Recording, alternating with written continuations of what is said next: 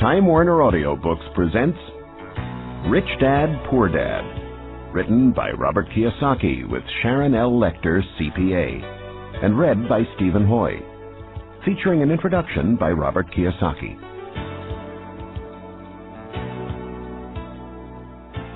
I had two fathers, a rich one and a poor one. One was highly educated and intelligent. He had a PhD and completed 4 years of undergraduate. The lack of money is the root of all evil. As a young boy, having two strong fathers, both influencing me, was difficult. I wanted to be a good son and listen, but the two fathers did not say the same things. The contrast in their points of view, particularly where money was concerned, was so extreme that I grew curious and intrigued. I began to start thinking for long periods of time about what each was saying. Much of my private time was spent reflecting, asking myself questions such as, why does he say that? And then asking the same question of the other dad's statement. It would have been much easier to simply say, yeah, he's right, I agree with that, or to simply reject the point of view by saying, the old man doesn't know what he's talking about.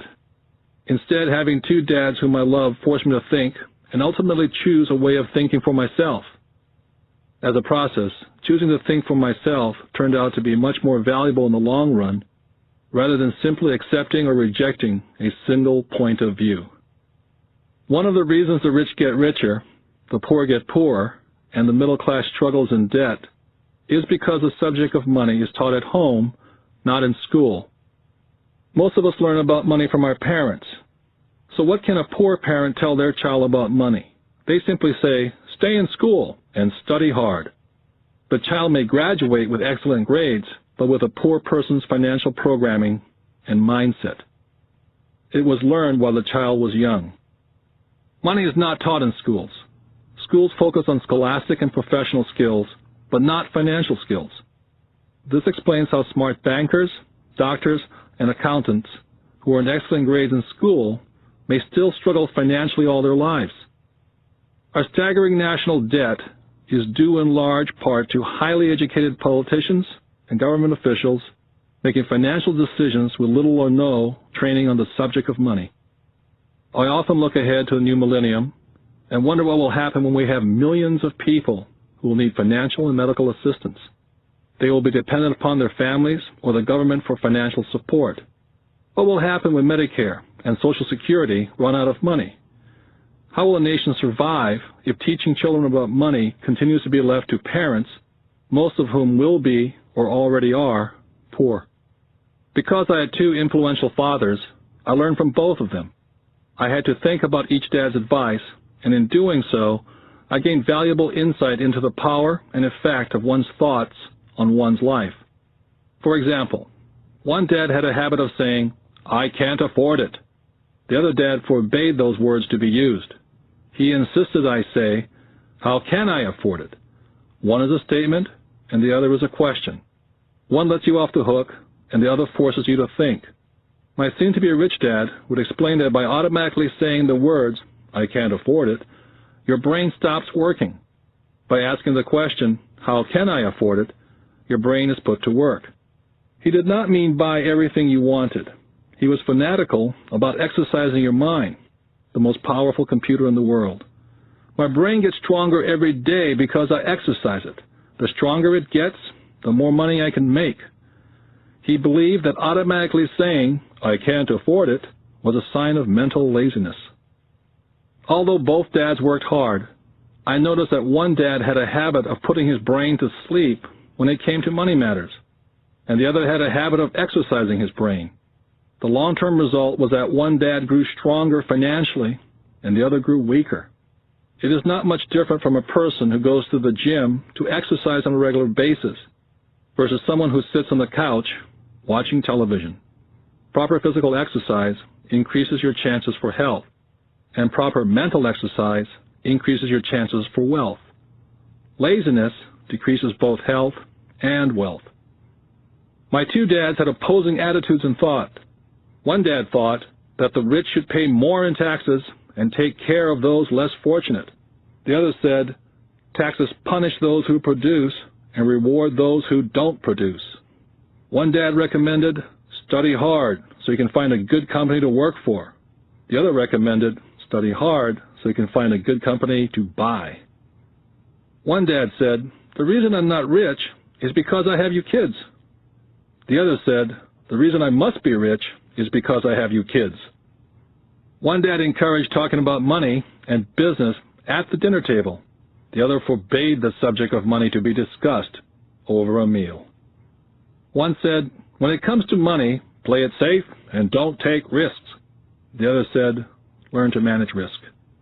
One believed, our home is our largest investment and our greatest asset. The other believed, my house is a liability, and if your house is your largest investment, you're in trouble. Both dads paid their bills on time, yet one paid his bills first, while the other paid his bills last. Being a product of two strong dads allowed me the luxury of observing the effects different thoughts have on one's life. I noticed that people really do shape their life through their thoughts. For example, my poor dad always said, I'll never be rich, and that prophecy became reality. My rich dad, on the other hand, always referred to himself as rich. He would say things like, I'm a rich man, and rich people don't do this.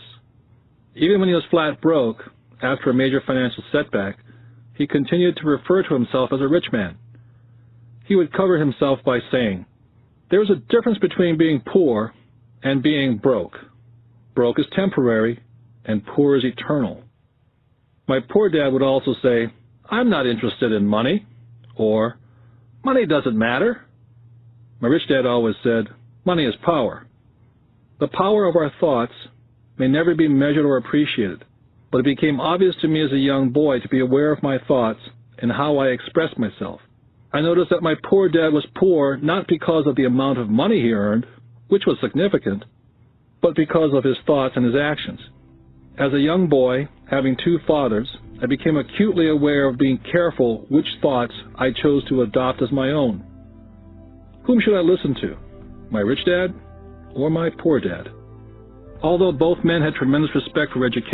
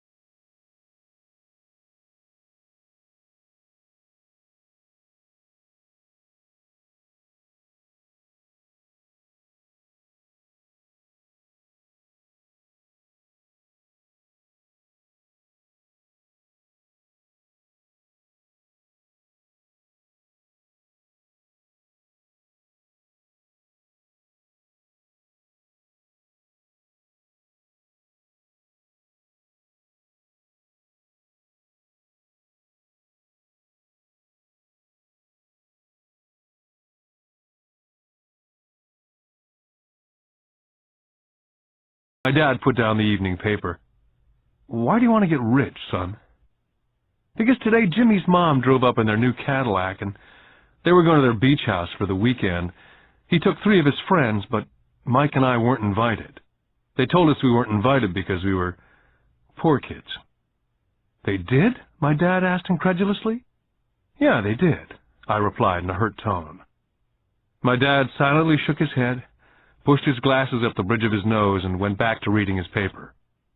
I stood waiting for an answer. The year was 1956. I was 9 years old. By some twist of fate, I attended the same public school where the rich people sent their kids. We were primarily a sugar plantation town. The managers of the plantation and the other affluent people of the town, such as doctors, business owners, and bankers, sent their children to this school, grades 1 to 6. After grade 6, their children were generally sent off to private schools. Because my family lived on one side of the street, I went to this school. Had I lived on the other side of the street, I would have gone to a different school with kids from families more like mine. After grade 6, these kids and I would go on to the public intermediate and high school. There was no private school for them or for me. My dad finally put down the paper. "Well, son," he began slowly, "if you want to be rich, you have to learn to make money." "How do I make money?" I asked. "Well, use your head, son," he said, smiling.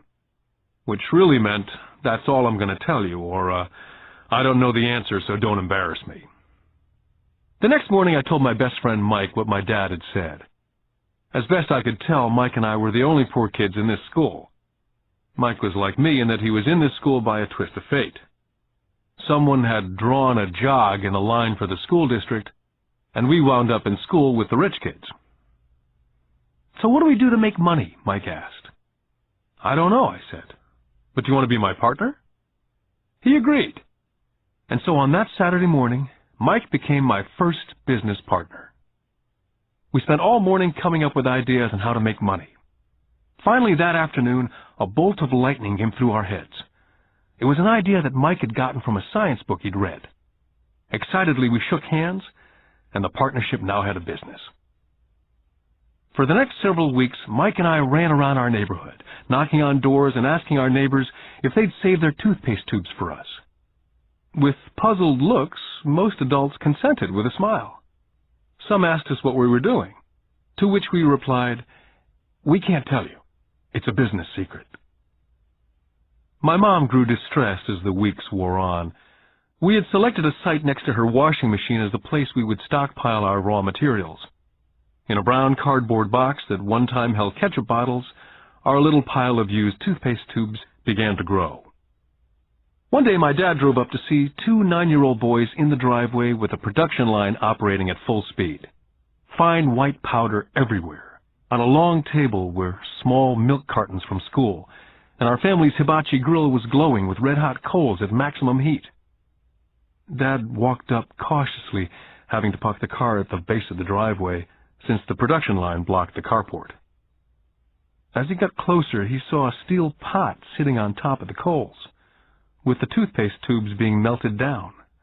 In those days, toothpaste did not come in plastic tubes. The tubes were made of lead. So once the paint was burned off, the tubes were dropped in a small steel pot, melted until they became liquid, and with my mom's pot holders, we were pouring the lead through a small hole in the top of the milk cartons. The milk cartons were filled with plaster of Paris. The white powder everywhere was the plaster before we mixed it with water. The milk cartons were the outer containers for plaster of Paris molds. My dad watched as we carefully poured the molten lead through a small hole in the top of the plaster of Paris cube. "What are you boys doing?" he asked with a cautious smile. "We're doing what you told me to do. We're going to be rich," I said. "Yep," said Mike, grinning and nodding his head. "We're partners." "And what is in those plaster molds?" Dad asked. "Watch," I said. "This should be a good batch." With a small hammer, I tapped at the seal that divided the cube in half. Cautiously, I pulled up the top half of the plaster mold, and a lead nickel fell out. "Oh, my God," my dad said. "You're casting nickels out of lead." "That's right," Mike said. "We're making money." My dad smiled and shook his head. Along with a fire and a box of spent toothpaste tubes in front of him were 2 little boys covered with white dust and smiling from ear to ear.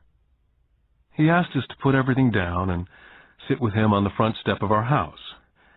With a smile, he gently explained what the word counterfeiting meant. Our dreams were dashed. "You mean this is illegal?" asked Mike. "Yes, it is illegal," my dad said gently. But you boys have shown great creativity and original thought. Keep going. I'm really proud of you. Disappointed, Mike and I sat in silence for about 20 minutes before we began cleaning up our mess. The business was over on opening day. Sweeping the powder up, I looked at Mike and said, I guess Jimmy and his friends are right. We are poor. My father was just leaving as I said that. Boys, he said, you're only poor if you give up. The most important thing is that you did something. Most people only talk and dream of getting rich. You've done something. I'm very proud of the two of you. I will say it again. Keep going. Don't quit. Mike and I stood there in silence. They were nice words, but we still did not know what to do. So how come you're not rich, Dad? I asked. Because I chose to be a school teacher. School teachers really don't think about being rich. We just like to teach.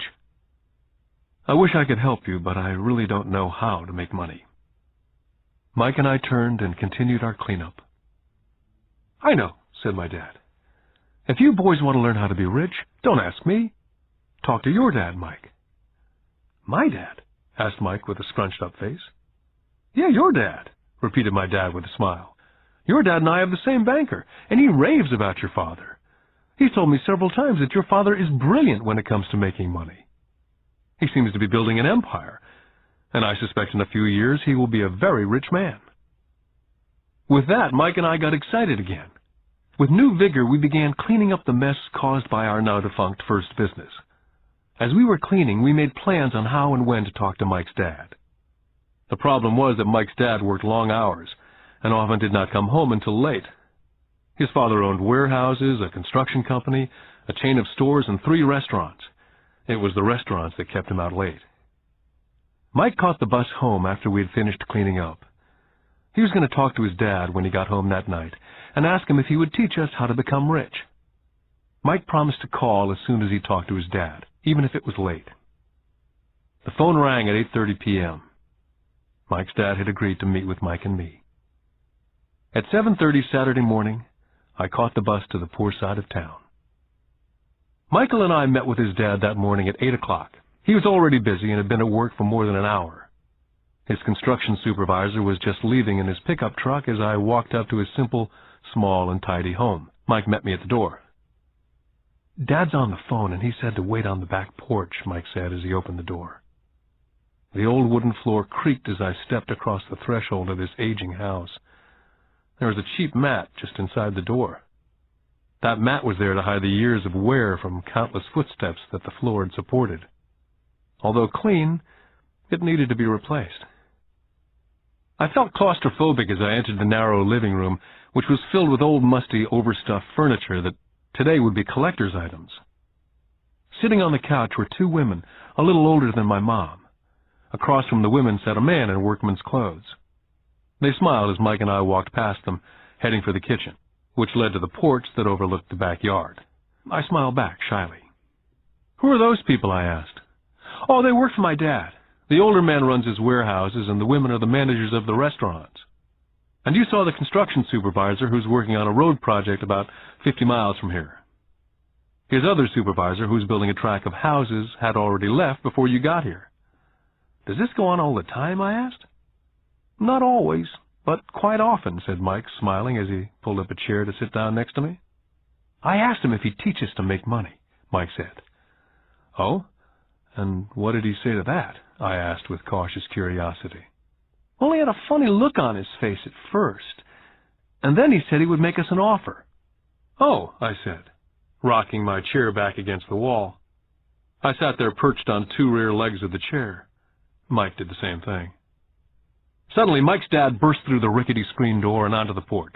Mike and I jumped to our feet, not out of respect, but because we were startled. Ready, boys? Mike's dad asked, as he pulled up a chair to sit down with us. We nodded our heads as we pulled our chairs away from the wall to sit in front of him. He was a big man, about 6 feet tall and 200 pounds. Mike says that you want to learn how to make money. Is that correct, Robert? I nodded my head quickly, but with a little intimidation. He had a lot of power behind his words and smile. Okay, here's my offer. I'll teach you, but I won't do it classroom style. You work for me, and I'll teach you. You don't work for me, I don't teach you. I can teach you faster if you work, and I'm wasting my time if you just want to sit and listen like you do in school. That's my offer. Take it or leave it. May I ask a question first, I asked. Nope, take it or leave it. I've got too much work to do to waste my time. If you can't make up your mind decisively, then you'll never learn to make money anyway. Take it, I said. Take it, said Mike. Good, said Mike's dad. Mrs. Martin will be by in 10 minutes. After I'm through with her, you ride with her to my superette, and you can begin working. I'll pay you 10 cents an hour, and you will work for 3 hours every Saturday. But I have a softball game today, I said. Mike's dad lowered his voice to a stern tone. Take it or leave it, he said. I'll take it, I replied, choosing to work and learn instead of playing softball. By 9 a.m. on a beautiful Saturday morning, Mike and I were working for Mrs. Martin. She was a kind and patient woman. She always said that Mike and I reminded her of her 2 sons who were grown and gone. Although kind, she believed in hard work, and she kept us working. She was a taskmaster. We spent 3 hours taking canned goods off the shelves, and with a feather duster, brushing each can to get the dust off, and then restacking them neatly. It was excruciatingly boring work. For 3 weeks, Mike and I reported to Mrs. Martin and worked our 3 hours. By noon, our work was over, and she dropped 3 little dimes in each of our hands. Now, even at the age of 9 in the mid-50s, 30 cents was not too exciting. Comic books cost 10 cents back then, so I usually spent my money on comic books and went home. By Wednesday of the 4th week, I was ready to quit. I had agreed to work only because I wanted to learn to make money from Mike's dad. And now I was a slave for 10 cents an hour. On top of that, I had not seen Mike's dad since that first Saturday. I'm quitting, I told Mike at lunchtime. The school lunch was miserable. School was boring, and now I didn't even have my Saturdays to look forward to. But it was the 30 cents that really got to me. Mike smiled. Dad said this would happen. He said to meet with him when you were ready to quit. What? I said indignantly. He's been waiting for me to get fed up? Sort of, Mike said. Dad's kind of different. He teaches differently from your dad. Your mom and dad lecture a lot. My dad is quiet and a man of few words. You just wait till this Saturday. I'll tell him you're ready. You mean I've been set up? No, not really, but maybe. Dad will explain on Saturday. I was ready to face him, and I was prepared. Even my real dad was angry with him. My real dad, the one I call the poor one, thought that my rich dad was violating child labor laws and should be investigated. My educated dad told me to demand what I deserve, at least 25 cents an hour. My poor dad told me that if I didn't get a raise, I was to quit immediately. At 8 o'clock Saturday morning, I was going through the same rickety door of Mike's house. Take a seat and wait in line, Mike's dad said as I entered. He turned and disappeared into his little office next to a bedroom. I looked around the room and didn't see Mike anywhere. Feeling awkward, I cautiously sat down next to the same 2 women who were there 4 weeks earlier. They smiled and slid across the couch to make room for me. 45 minutes went by and I was steaming. The 2 women had met with him and left 30 minutes earlier. An older gentleman was in there for 20 minutes and was also gone. The house was empty, and I sat out in his musty, dark living room on a beautiful, sunny Hawaiian day, waiting to talk to a cheapskate who exploited children. I could hear him rustling around in the office, talking on the phone and ignoring me. I was now ready to walk out, but for some reason I stayed. Finally, 15 minutes later, at exactly 9 o'clock, Rich Dad walked out of his office, said nothing, and signaled with his hand for me to enter his dingy office. I understand you want a raise or you're going to quit, Rich Dad said as he swiveled in his office chair. Well, you're not keeping your end of the bargain, I blurted out, nearly in tears. It was really frightening for a 9-year-old boy to confront a grown-up. You said that you'd teach me if I worked for you. Well, I've worked for you. I've worked hard. I've given up my baseball games to work for you, and you don't keep your word. You haven't taught me anything. You're a crook like everyone in town thinks you are. You're greedy. You want all the money and don't take care of your employees. You make me wait and don't show me any respect. I'm only a little boy, and I deserve to be treated better. Rich Dad rocked back in his swivel chair, hands up to his chin, somewhat staring at me. Not bad, he said. In less than a month, you sound like most of my employees. What? I asked. Not understanding what he was saying, I continued with my grievance. I thought you were going to keep up your end of the bargain and teach me. Instead, you want to torture me. That's cruel. That's really cruel. I am teaching you, Rich Dad said quietly. What have you taught me? Nothing, I said angrily. You haven't even talked to me once since I agreed to work for peanuts. 10 cents an hour, huh? I should notify the government about you. We have child labor laws, you know. My dad works for the government, you know. Wow, said Rich Dad. Now you sound like most of the people who used to work for me. People I've either fired or they've quit. So what do you have to say? I demanded, feeling pretty brave for a little kid. How do you know that I've not taught you anything? Asked Rich Dad calmly. Well, you've never talked to me. I've worked for 3 weeks and you've not taught me anything, I said with a pout. Does teaching mean talking or a lecture? Rich Dad asked. Well, yes, I replied. That's how they teach you in school, he said, smiling. But that is not how life teaches you. And I would say that life is the best teacher of all. Most of the time, life does not talk to you, just sort of pushes you around. Each push is life saying, wake up. There's something I want you to learn. I had no idea what he was talking about. Life pushes all of us around. Some give up, others fight. A few learn the lesson and move on. They welcome life pushing them around. To these few people, it means they need and want to learn something. They learn and move on. Most quit, and a few like you fight.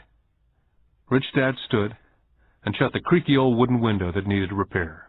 If you learn this lesson, you will grow into a wise, wealthy, and happy young man. If you don't, you will spend your life blaming a job, low pay, or your boss for your problems. You'll live life hoping for that big break that'll solve all your money problems. Rich Dad looked over to me to see if I was still listening. His eyes met mine. We stared at each other, streams of communication going between us through our eyes. Finally, I pulled away once I had absorbed his last message. I knew he was right. I was blaming him, and I did ask to learn. I was fighting. Rich Dad continued, or if you're the kind of person who has no guts, you just give up every time life pushes you. If you're that kind of person, you'll live all your life playing it safe, doing the right things, saving yourself for some event that never happens. Then you die a boring old man. You'll have lots of friends who'll really like you because you were such a nice, hard-working guy. You spent a life playing it safe, doing the right things. But the truth is, you let life push you into submission. Deep down, you were terrified of taking risks. You really wanted to win, but the fear of losing was greater than the excitement of winning. Deep inside, you and only you will know that you didn't go for it. You chose to play it safe. Our eyes met again. For 10 seconds, we looked at each other, only pulling away once the message was received. You've been pushing me around, I asked. Some people might say that, smiled Rich Dad. I would say that I just gave you a taste of life. What taste of life? I asked, still angry, but not curious. You boys are the first people that have ever asked me to teach them how to make money. I have more than 150 employees, and not one of them has asked me what I know about money. They ask me for a job and a paycheck, but never to teach them about money. So most will spend the best years of their lives working for money, not really understanding what it is they're working for. I sat there listening intently. So when Mike told me about you wanting to learn how to make money, I decided to design a course that was close to real life. I could talk till I was blue in the face, but you wouldn't hear a thing.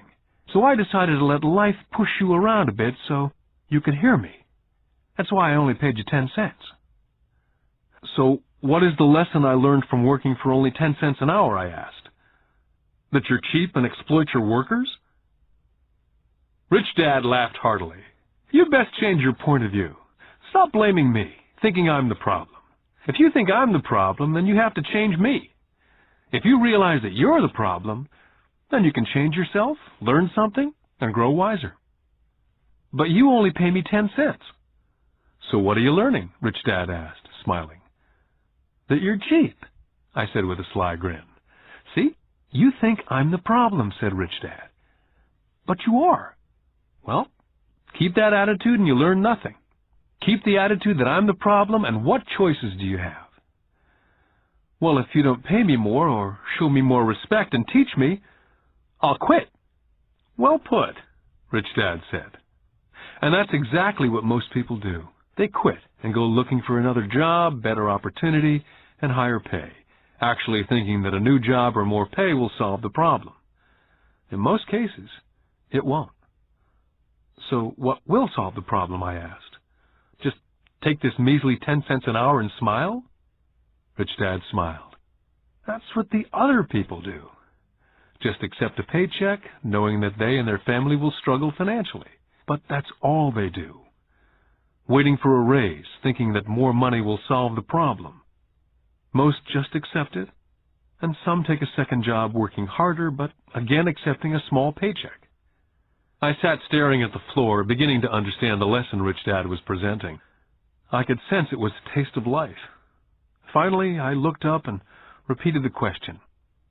So what will solve the problem? This, he said, tapping me gently on the head. This stuff between your ears. It was at that moment that Rich Dad shared the pivotal point of view that separated him from his employees and my poor dad, and led him to eventually become one of the richest men in Hawaii, while my highly educated but poor dad struggled financially all his life. It was a singular point of view that made all the difference over a lifetime. Rich Dad said over and over this point of view, which I call lesson number 1. The rich don't work for money. On that bright Saturday morning, I was learning a completely different point of view from what I'd been taught by my poor dad. At the age of 9, I grew aware that both dads wanted me to learn. Both dads encouraged me to study, but not the same things. My highly educated dad recommended that I do what he did. Son, I want you to study hard, get good grades, so you can find a safe, secure job with a big company, and make sure it has excellent benefits. My rich dad wanted me to learn how money works, so I could make it work for me. These lessons I would learn through life with his guidance, not because of a classroom. My rich dad continued my first lesson. I'm glad you get angry about working for 10 cents an hour. If you'd not gotten angry, and had gladly accepted it, I would have to tell you that I could not teach you. You see, true learning takes energy, passion, a burning desire. Anger is a big part of that formula, for passion is anger and love combined. When it comes to money, most people want to play it safe and feel secure, so passion does not direct them, fear does. So is that why they'll take a job with low pay? I asked. Yes, said Rich Dad. Some people say I exploit people because they don't pay as much as the sugar plantation or the government. I say people exploit themselves. It's their fear, not mine. But don't you feel you should pay them more? I asked. I don't have to. And besides, more money will not solve the problem. Just look at your dad. He makes a lot of money and he still can't pay his bills. Most people, given more money, only get into more debt. So that's why the 10 cents an hour, I said, smiling. It's a part of the lesson. That's right, smiled Rich Dad. You see, your dad went to school and got an excellent education so he could get a high-paying job, which he did. But he still has money problems because he never learned anything about money at school. On top of that, he believes in working for money. And you don't, I asked? No, not really, said Rich Dad. If you want to learn to work for money, then stay in school. That's a great place to learn to do that. But if you want to learn how to have money work for you, then I will teach you that. But only if you want to learn. Wouldn't everyone want to learn that, I asked? No, said Rich Dad, simply because it's easier to learn to work for money, especially if fear is your primary emotion when the subject of money is discussed. I don't understand, I said with a frown. Oh, don't worry about that for now. Just know that it's fear that keeps most people working at a job. The fear of not paying their bills, the fear of being fired, the fear of not having enough money, the fear of starting over. That's the price of studying to learn a profession or trade and then working for money. Most people become a slave to money and then get angry at their boss. Learning to have money work for you is a completely different course of study, I asked. Absolutely, Rich Dad answered. Absolutely. We sat in silence. My friends would have been just starting their Little League baseball game, but for some reason I was now thankful I'd decided to work for 10 cents an hour. I sensed that I was about to learn something my friends would not learn in school. Ready to learn? Asked Rich Dad. Absolutely, I said with a grin. I've kept my promise. I've been teaching you from afar, my Rich Dad said. At 9 years old, you've gotten a taste of what it feels like to work for money. Just multiply your last month by 50 years, and you'll have an idea of what most people spend their life doing. I don't understand, I said. How did you feel waiting in line to see me? Once to get hired and once to ask for more money. Terrible, I said. If you choose to work for money, that is what life is like for many people, said Rich Dad. And how did you feel when Mrs. Martin dropped 3 dimes in your hand for 3 hours' work? I felt like it wasn't enough. It seemed like nothing. I was disappointed, I said. And that is how most employees feel when they look at their paychecks, especially after all the tax and other deductions are taken out. At least you got 100%. You mean most workers don't get paid everything? I asked with amazement. Heavens, no, said Rich Dad. The government always takes its share first. How do they do that? I asked. Taxes, said Rich Dad.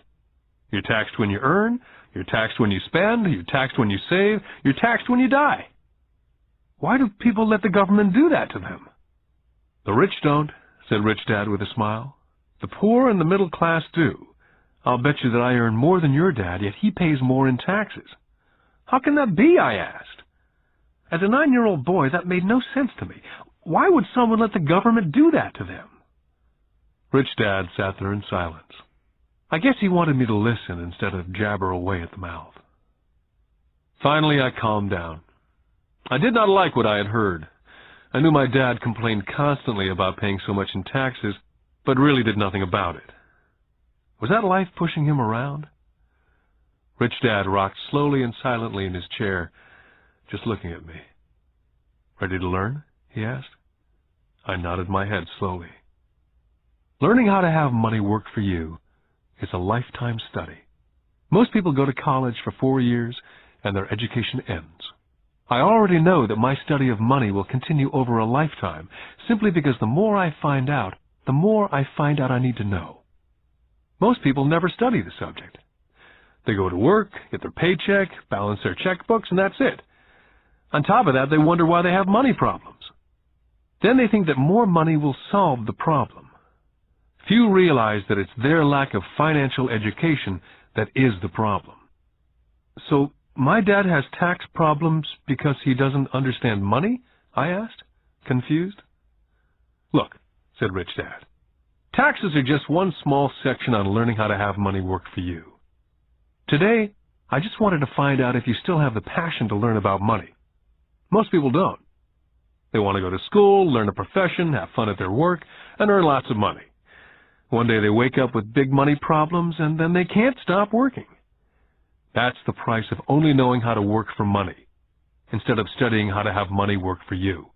So, do you still have the passion to learn? Asked Rich Dad. I nodded my head. Good, said Rich Dad. Now get back to work. This time I will pay you nothing. What? I asked in amazement. You heard me. Nothing. You'll work the same 3 hours every Saturday, but this time you will not be paid 10 cents an hour. You said you wanted to learn to not work for money, so I'm not going to pay you anything. I couldn't believe what I was hearing. I've already had this conversation with Mike. He's already working, dusting, and stacking canned goods for free. You better hurry up and get back there. I stood there, still not believing what a raw deal I'd been handed. Here I came to ask for a raise, and now I was being told to keep working for nothing. Rich Dad tapped me on the head and said, "Use this. Now get out of here." I didn't tell my poor dad I wasn't being paid. He would not have understood. and I did not want to try to explain something that I did not yet understand myself. For 3 more weeks, Mike and I worked for 3 hours every Saturday for nothing. The work didn't bother me, and the routine got easier. It was the missed baseball games and not being able to afford to buy a few comic books that got to me. Rich Dad stopped by at noon on the 3rd week. We heard his truck pull up in the parking lot and sputter when the engine was turned off. He entered the store and greeted Mrs. Martin with a hug. After finding out how things were going in the store, he reached into the ice cream freezer, pulled out 2 bars, paid for them, and signaled to Mike and me. "Let's go for a walk, boys." We crossed the street, dodging a few cars, and walked across a large grassy field where a few adults were playing softball. Sitting down at a remote picnic table, he handed Mike and me the ice cream bars. "How's it going, boys?" "Okay," Mike said. I nodded in agreement. "Learn anything yet?" Rich Dad asked. Mike and I looked at each other, shrugged our shoulders, and shook our heads in unison. "Well, you boys had better start thinking. You're staring at one of life's biggest lessons. If you learn the lesson, you'll enjoy a life of great freedom and security. If you don't learn the lesson, you'll wind up like Mrs. Martin and most of the people playing softball in this park.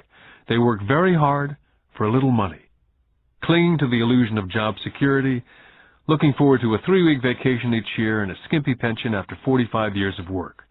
Now, if that excites you, I'll give you a raise to 25 cents an hour." "But these are good, hard-working people. Are you making fun of them?" I demanded. A smile came over Rich Dad's face. "Mrs. Martin's like a mother to me, and I would never be that cruel. I may sound cruel because I'm doing my best to point something out to the 2 of you. I want to expand your point of view so you can see something most people never have the benefit of seeing because their vision is too narrow. Most people never see the trap they're in." Mike and I sat there uncertain of his message. He sounded cruel, yet we could sense he was desperately wanting us to know something. With a smile, Rich Dad said, "Doesn't that 25 cents an hour sound good? Doesn't that make your heart beat a little faster?" I shook my head no, but it really did. 25 cents an hour would be big bucks to me. "Okay, I'll pay you $1 an hour," Rich Dad said with a sly grin. Now my heart was beginning to race. My brain was screaming, "Take it, take it." I could not believe what I was hearing. Still, I said nothing. "Okay, $2 an hour." My little 9-year-old brain and heart nearly exploded. After all, it was 1956, and being paid $2 an hour would have made me the richest kid in the world. I couldn't imagine earning that kind of money. I wanted to say yes, but somehow my mouth stayed silent. Maybe my brain had overheated and blown a fuse, but deep down I badly wanted that $2 an hour. The ice cream had melted and was running down my hand. Rich Dad was looking at 2 boys staring back at him, eyes wide open and brains empty. He knew that he was testing us, and he knew there was part of our emotions that wanted to take the deal. "Okay," he said, $5 an hour. Suddenly there was a silence from inside me. Something had changed. The offer was too big and had gotten ridiculous. Not too many grown-ups in 1956 made more than $5 an hour. The temptation disappeared and a calm set in. Slowly I turned to my left to look at Mike. He looked back at me. The part of my soul that was weak and needy was silenced. The part of me that had no price took over. There was a calm and a certainty about money that entered my brain and my soul. I knew Mike had gotten to that point also. "Good," Rich Dad said softly. "Most people have a price. And they have a price because of human emotions named fear and greed. First, the fear of being without money motivates us to work hard. And then once we get that paycheck, greed or desire starts us thinking about all the wonderful things money can buy. The pattern is then set." "What pattern?" I asked. "The pattern of get up, go to work, pay bills, get up, go to work, pay bills. Their lives are then run forever by 2 emotions, fear and greed. Offer them more money, and they continue the cycle by also increasing their spending. This is what I call the rat race." "There is another way?" Mike asked. "Yes," said Rich Dad slowly. But only a few people find it. And what is that way? Mike asked. That's what I hope you boys will find out as you work and study with me. That is why I took away all forms of pay. Any hints? Mike asked.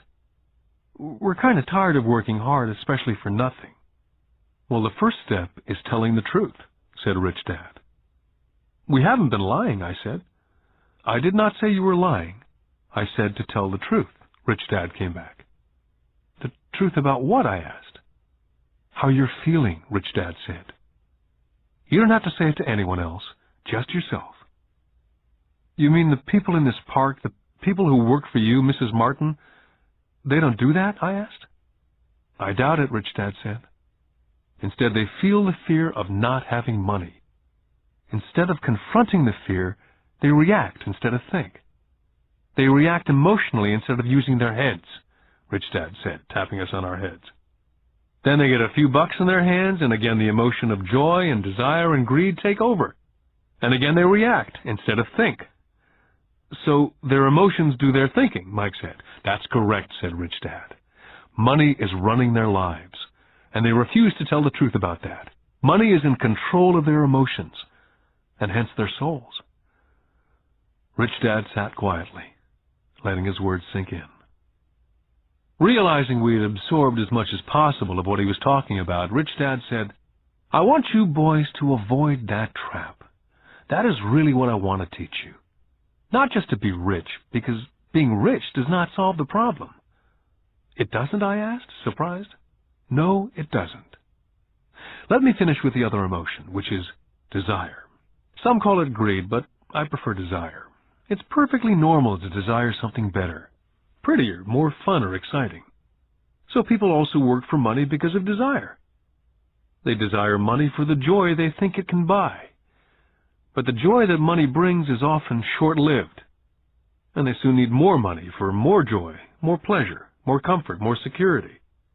So they keep working, thinking money will soothe their souls that are troubled by fear and desire, but money cannot do that. Even for rich people, Mike asked? Rich people included, said Rich Dad. In fact, the reason many rich people are rich is not because of desire, but because of fear. They actually think that money can eliminate that fear of not having money, of being poor. So they amass tons of it only to find out that the fear gets worse. They now fear losing it. I have friends who keep on working even though they have plenty. I know people who have millions who are more afraid now than when they were poor. They're terrified of losing all their money. I want to teach you to master the power of money, not be afraid of it. And they don't teach that in school. If you don't learn it, you can become a slave to money. It was finally making sense. He did want us to widen our views, to see what Mrs. Martin could not see, his employees could not see, or my dad for that matter. He used examples that sounded cruel at the time, but I've never forgotten them. My vision widened that day, and I could begin to see the trap that lay ahead for most people. You see, we're all employees, ultimately. We just work at different levels, said Rich Dad. I just want you boys to have a chance to avoid the trap. The trap caused by those two emotions, fear and desire. Use them in your favor, not against you. That's what I want to teach you. I'm not interested in just teaching you to make a pile of money. That won't handle the fear or desire. If you don't first handle fear and desire and you get rich, you'll only be a high-paid slave. So how do we avoid the trap? I asked. The main cause of poverty or financial struggle is fear and ignorance, not the economy or the government or the rich. It's self-inflicted fear and ignorance that keeps people trapped. So you boys go to school and get your college degrees. I'll teach you how to stay out of the trap. The pieces of the puzzle were appearing. My highly educated dad had a great education and a great career, but school never told him how to handle money or his fears. It became clear that I could learn different and important things from two fathers. So you've been talking about the fear of not having money. How does the desire of money affect our thinking? Mike asked. How did you feel when I tempted you with a pay raise? Did you notice your desires rising? We nodded our heads. By not giving in to your emotions, you are able to delay your reactions and think. That's most important. We will always have emotions of fear and greed. From here on in, it's most important for you to use those emotions to your advantage and for the long term, and not simply let your emotions run you by controlling your thinking. Most people use fear and greed against themselves. That's the start of ignorance. Most people live their lives chasing paychecks, pay raises, and job security because of the emotions of desire and fear, not really questioning where those emotion-driven thoughts are leading them. It's just like the picture of a donkey dragging a cart with its owner dangling a carrot just in front of the donkey's nose. The donkey's owner may be going where he wants to go, but the donkey is chasing an illusion. Tomorrow there will only be another carrot for the donkey. You mean the moment I began to picture a new baseball glove, candy, or toys that's like a carrot to a donkey, Mike asked? Yeah. And as you get older, your toys get more expensive. New car, boat, and a big house to impress your friends, said Rich Dad with a smile. Fear pushes you out the door, and desire calls to you, enticing you toward the rocks. That's the trap. So, what's the answer? Mike asked. What intensifies fear and desire is ignorance. That's why rich people with lots of money often have more fear the richer they get. Money is the carrot, the illusion. Rich Dad went on to explain that a human's life is a struggle between ignorance and illumination. He explained that once a person stops searching for information and knowledge of oneself, ignorance sets in. That struggle is a moment-to-moment decision to learn to open or close one's mind. Look, school is very, very important. You go to school to learn a skill or a profession so as to be a contributing member of society. Every culture needs teachers, doctors, mechanics, artists, cooks, business people, police officers, firefighters, soldiers. Schools train them so our culture can thrive and flourish, said Rich Dad. Unfortunately for many people, school is the end, not the beginning. What does ignorance have to do with greed and fear, I asked. Because it's ignorance about money that causes so much greed and so much fear, said Rich Dad. Let me give you some examples. A doctor wanting more money to better provide for his family raises his fees. By raising his fees, it makes health care more expensive for everyone. Now, it hurts the poor people the most, so poor people have worse health than those with money. Because the doctors raise their rates, the attorneys raise their rates. Because the attorneys' rates have gone up, school teachers want a raise, which raises our taxes, and on and on and on. Soon there will be such a horrifying gap between the rich and the poor that chaos will break out, and another great civilization will collapse. Great civilizations collapsed when the gap between the haves and the have-nots was too great. America is on the same course, proving once again that history repeats itself, because we do not learn from history. We only memorize historical dates and names, not the lesson. Aren't prices supposed to go up, I asked. Not in an educated society with a well-run government. Prices should actually come down. Of course, that's often only true in theory. Prices go up because of greed and fear caused by ignorance. If schools taught people about money, there would be more money and lower prices. But schools only focus on teaching people to work for money, not how to harness money's power. But don't we have business schools, Mike asked? Aren't you encouraging me to go to business school for my master's degree? Yes, said Rich Dad. But all too often business schools train employees who are sophisticated bean counters. Heaven forbid a bean counter takes over a business. All they do is look at the numbers, fire people, and kill the business. I know, because I hire bean counters. All they think about is cutting costs and raising prices, which causes more problems. Bean counting is important. I wish more people knew it, but it too is not the whole picture, added Rich Dad angrily. So is there an answer? Asked Mike. Yes, said Rich Dad. Learn to use your emotions to think, not think with your emotions. When you boys mastered your emotions, first by agreeing to work for free, I knew there was hope. When you again resisted your emotions when I tempted you with more money, you were again learning to think in spite of being emotionally charged. That's the first step. Can you tell the difference between emotions thinking and the head thinking? Mike asked. Oh, yes, I hear it all the time, said Rich Dad. I hear things like, well, everyone has to work, or the rich are crooks, or I'll get another job, I deserve this raise, you can't push me around, or I like this job because it's secure. Instead of, is there something I'm missing here? Which breaks the emotional thought and gives you time to think clearly.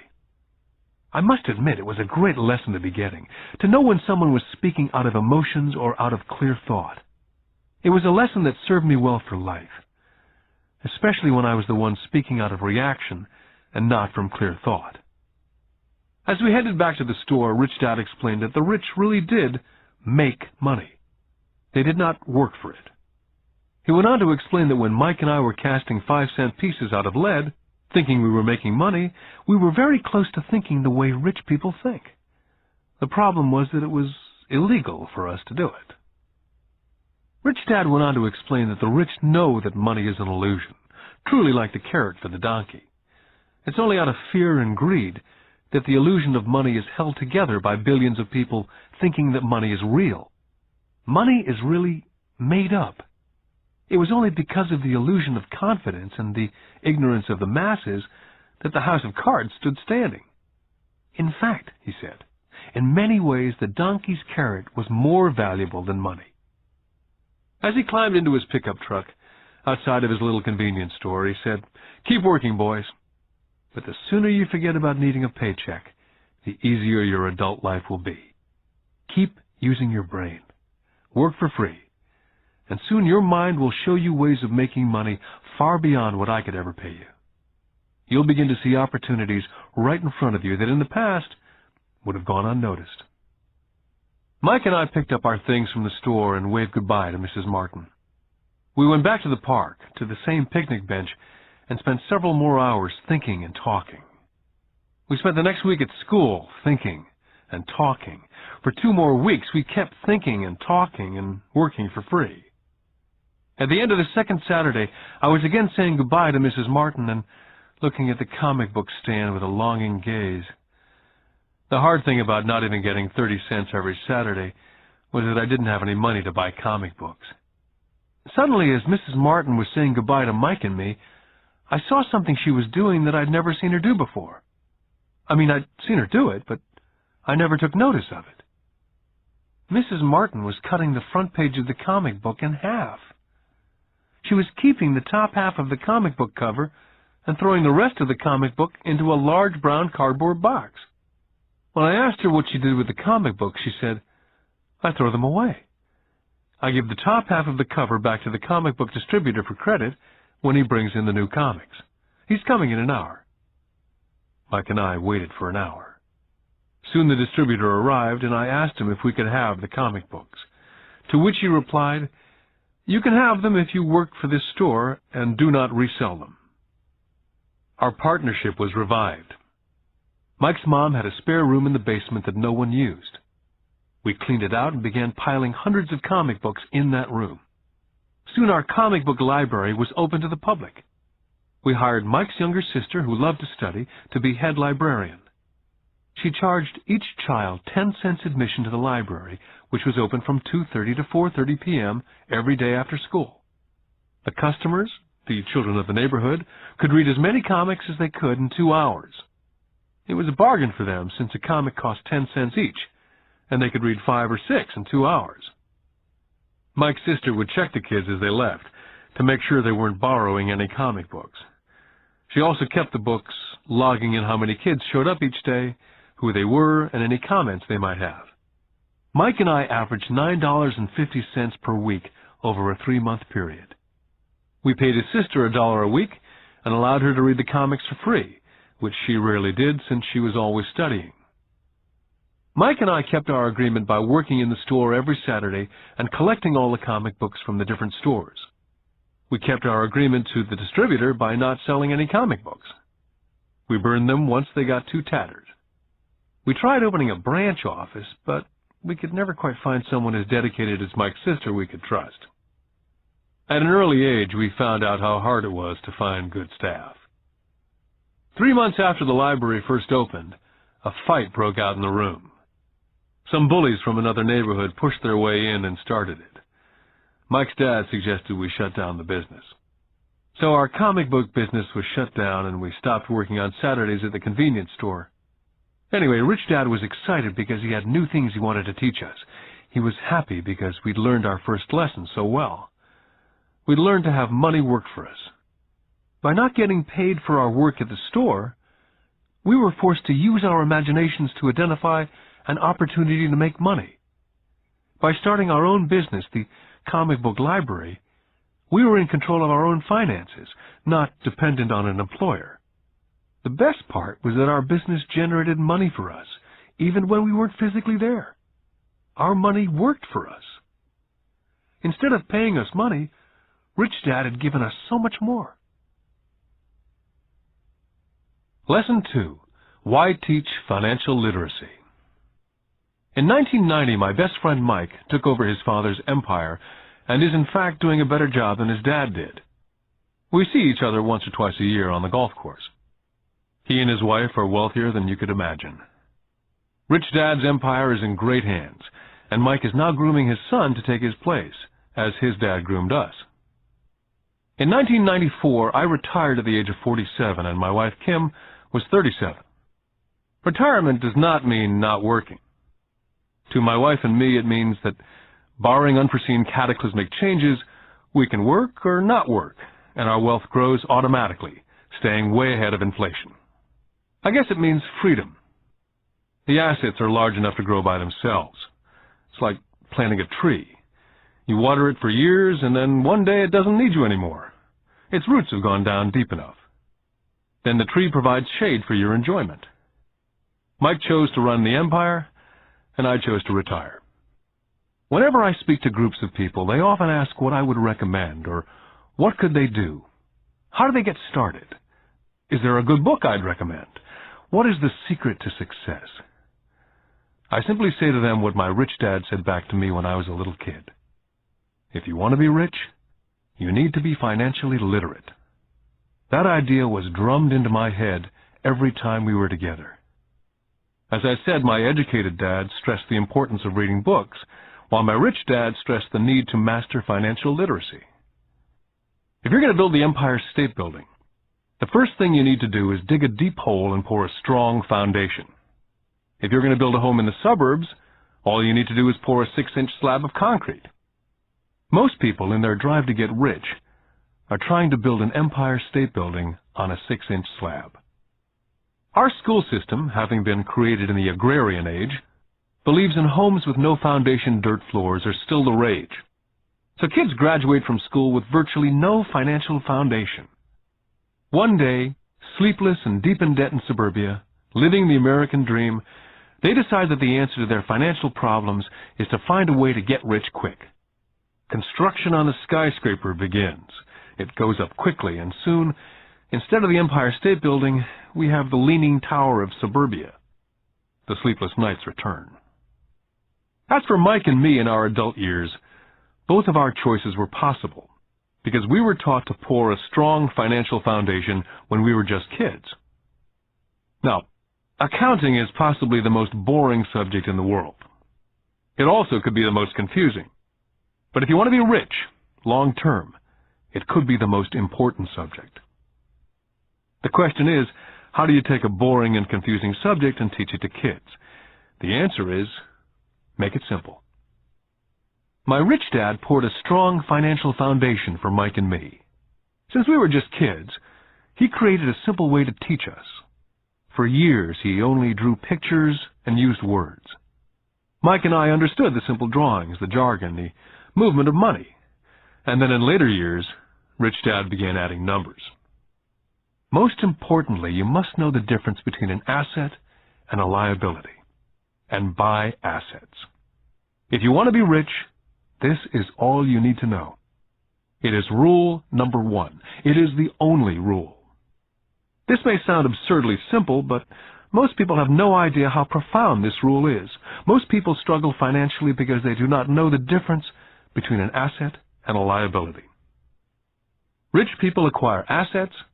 The poor and middle class acquire liabilities, but they think they are assets.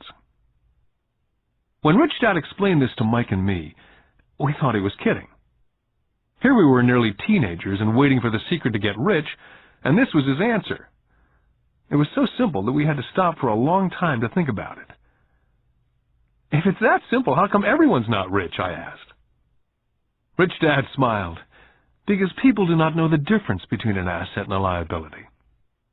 I remember asking, how can adults be so silly?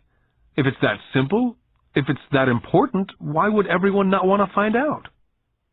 It took our Rich Dad only a few minutes to explain what assets and liabilities were. To teach preteen boys, Rich Dad kept everything simple, using as many pictures as possible, as few words as possible, and no numbers for years. My Rich Dad simply drew a vertical box with a line through the middle. The top half was for income, and the bottom half was for expenses. Then beneath that box, he drew another box horizontally, which he divided into a left half for assets and a right half for liabilities. The income statement, often called a profit and loss statement, measures income and expenses, money in or money out. The second set of boxes is the balance sheet. It's called that because it's supposed to balance assets against liabilities. That relationship is vital to understand. The primary cause of financial struggle is simply not knowing the difference between an asset and a liability. The cause of the confusion is found in the definition of the two words. If you want a lesson in confusion, simply look up the words asset and liability in the dictionary. So my Rich Dad simply told two young boys the following. An asset is something that puts money in my pocket. A liability is something that takes money out of my pocket. This is really all you need to know. If you want to be rich, simply spend your life buying assets. If you want to be poor or middle class, spend your life buying liabilities. It's not knowing the difference that causes most of the financial struggle in the real world. My Rich Dad then drew 3 arrows on his diagram. He explained, the arrow represents the flow of cash, or cash flow. In 80% of most families, the financial story is a story of working hard in an effort to get ahead. It's not because they don't make money, but because they spend their lives buying liabilities instead of assets. The first arrow showed the cash flow pattern of a poor person or a young person still at home. The arrow goes into the income box from a job or salary. It then continues into the expense box. Expenses include taxes, rent, and everyday living expenses. It flows out the expense box and is gone. The second arrow Rich Dad drew represented the cash flow pattern of a middle-class person. The arrow flows from a job into the income box. It then flows into the liabilities box. Most middle-class people acquire many liabilities, such as a mortgage, a car loan, and credit card debt. From the liabilities box, it flows to the expense box, where the monthly payments are made for the liabilities, as well as taxes and living expenses. From there, it flows out the expense box and is gone. The third arrow is the pattern of a wealthy person. This arrow simply flows from the asset box into the income box. The cash flow is not generated by a job or salary, but by assets. Remember, assets are things that put money in your pocket. Additionally, the rich have few expenses and liabilities, or if they do, those liabilities are more than covered by their assets. Examples such as these are oversimplified. Everyone has living expenses, the need for food, shelter, and clothing. The diagrams Rich Dad drew showed the flow of cash through a poor, middle class, or wealthy person's life.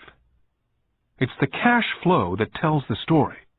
It's the story of how a person handles their money, what they do after they get the money in their hand. I cringe whenever I hear people ask me how to get rich quicker. Or how do they start? I often hear, I'm in debt, so I need to make more money. But more money will often not solve the problem. In fact, it may actually accelerate the problem. Money often makes obvious our tragic human flaws. Money often puts a spotlight on what we do not know.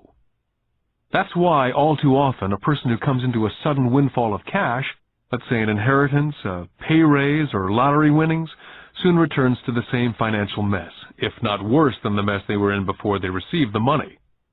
Money only accentuates the cash flow pattern running in your head. If your pattern is to spend everything you get, most likely an increase in cash will just result in an increase in spending. Thus the saying, "A fool and his money is one big party."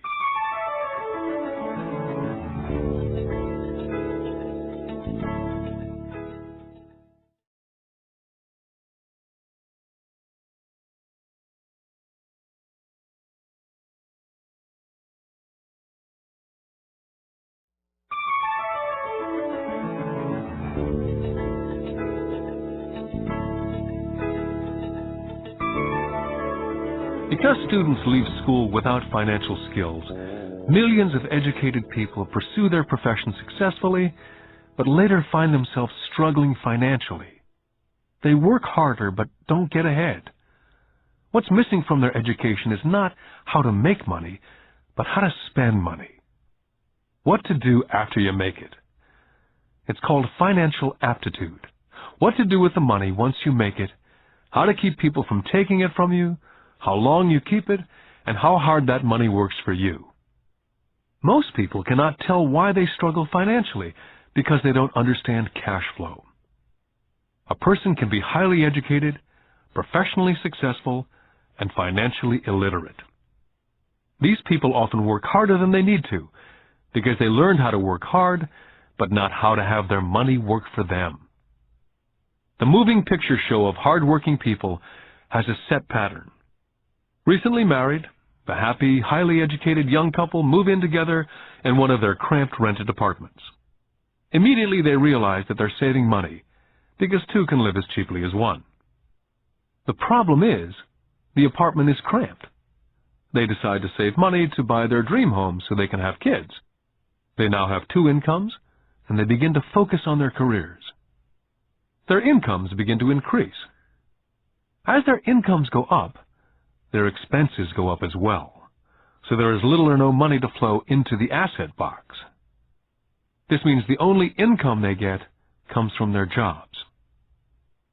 The number one expense for most people is taxes. Many people think it's income tax, but for most Americans, their highest tax is Social Security.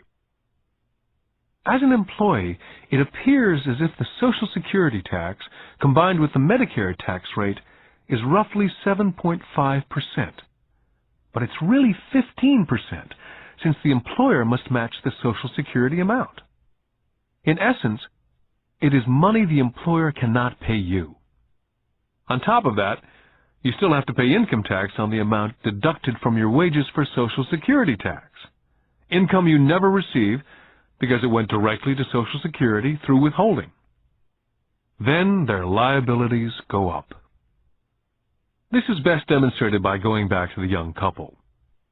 As a result of their incomes going up, they decide to go out and buy the house of their dreams. Once in their house, they have a new tax, called property tax. Then they buy a new car, new furniture, and new appliances to match their new house. All of a sudden, they wake up, and their liabilities column is full of mortgage debt and credit card debt. They're now trapped in the rat race. A child comes along. They work harder. The process repeats itself. More money and higher taxes, also called bracket creep.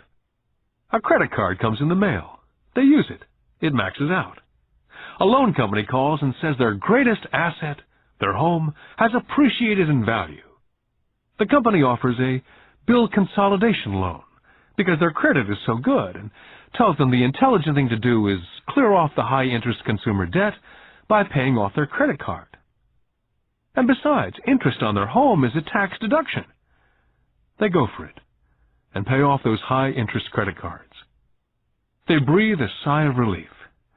Their credit cards are paid off. They've now folded their consumer debt into their home mortgage. Their payments go down because they extend their debt over 30 years. It is the smart thing to do. Their neighbor calls to invite them to go shopping. The Memorial Day sale is on. a chance to save some money. They say to themselves, "I won't buy anything, I'll just go look." But just in case they find something, they tuck that clean credit card inside their wallet. I run into this young couple all the time. Their names change, but their financial dilemma is the same. They come to one of my talks to hear what I have to say. They ask me, "Can you tell us how to make more money?" Their spending habits have caused them to seek more income. They don't even know that the trouble is really how they choose to spend the money they do have. And that is the real cause of their financial struggle. It's caused by financial illiteracy and not understanding the difference between an asset and a liability. More money seldom solves someone's money problems. Intelligence solves problems. There's a saying a friend of mine says over and over to people in debt: if you find yourself in a hole, stop digging. The poor and middle class all too often allow the power of money to control them. By simply getting up and working harder, failing to ask themselves if what they do makes sense, they shoot themselves in the foot as they leave for work every morning. By not fully understanding money, the vast majority of people allow the awesome power of money to control them. The power of money is used against them. By the time Mike and I were 16 years old, we began to have problems in school. We were not bad kids. We just began to separate from the crowd. We worked for Mike's dad after school and on the weekends. Mike and I often spent hours after work just sitting at a table with his dad while he held meetings with his bankers, attorneys, accountants, brokers, investors, managers, and employees. We learned more sitting at his meetings than we did in all our years of school, college included. Mike's dad was not school educated, but he was financially educated and successful as a result. He used to tell us over and over again, an intelligent person hires people who are more intelligent than they are. So Mike and I had the benefit of spending hours listening to, and in the process learning from, intelligent people. But because of this, both Mike and I just could not go along with the standard dogma that our teachers preached. Occasionally, Mike or I would ask our teachers how what we studied was applicable, or we asked why we never studied money and how it worked. To the latter question, we often got the answer that money was not important, that if we excelled in our education, the money would follow. The more we knew about the power of money, the more distant we grew from the teachers and our classmates. My highly educated dad never pressured me about my grades. I often wondered why, but we did begin to argue about money. By the time I was 16, I probably had a far better foundation with money than both my mom and dad. I could keep books. I listened to tax accountants, corporate attorneys, bankers, real estate brokers, investors, and so forth. My dad talked to teachers. One day, my dad was telling me why our home was his greatest investment. A not too pleasant argument took place when I showed him why I thought a house was not a good investment. The argument illustrated the difference in perception between my rich dad and my poor dad when it came to their homes. Poor dad thought his house was an asset and listed it in the asset box, and the rich dad thought it was a liability and put his home in the liability box. I remember when I drew a diagram for my dad showing him the direction of cash flow. I also showed him the ancillary expenses that went along with owning the home. A bigger home meant bigger expenses, and the cash flow kept going out through the expense column. Today I am still challenged on the idea of a house not being an asset. And I know that for many people, it's their dream as well as their largest investment.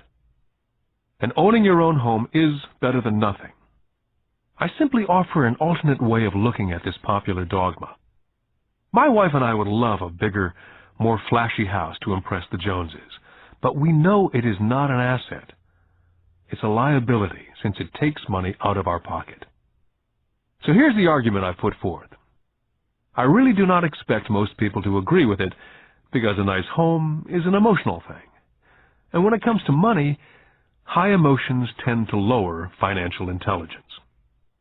When it comes to houses, I point out that most people work all their lives paying for a home they never own. In other words, most people buy a new house every so many years, each time incurring a new 30-year loan to pay off the previous one. Even though people receive a tax deduction for interest on mortgage payments, they pay for all their other expenses with after-tax dollars, even after they pay off their mortgage. Then there are property taxes. My wife's parents were shocked when the property taxes on their home went to $1,000 a month. This was after they'd retired, so the increase put a strain on their retirement budget, and they felt forced to move. Also, houses do not always go up in value. I still had friends who owe $1 million for a home that will today sell for only $700,000. Finally, the greatest losses of all are those from missed opportunities. If all your money is tied up in your house, you may be forced to work harder because your money continues blowing out of the expense column instead of adding to the asset column. The classic middle-class cash flow pattern. If a young couple would put more money into their asset column early on, their later years would get easier, especially as they prepared to send their children to college. Their assets would have grown and would be available to help cover expenses. All too often, a house only serves as a vehicle for incurring a home equity loan to pay for mounting expenses. In summary, the end result in making a decision to own a house that is too expensive in lieu of starting an investment portfolio early on impacts an individual in at least the following 3 ways. Number 1, loss of time, during which other assets could have grown in value. Number 2, loss of additional capital, which could have been invested instead of paying for high-maintenance expenses related directly to the home. Number 3, loss of education. Too often people count their house, savings, and retirement plan as all they have in their asset column. Because they have no money to invest, they simply do not invest. This costs them investment experience. Most never become what the investment world calls a sophisticated investor.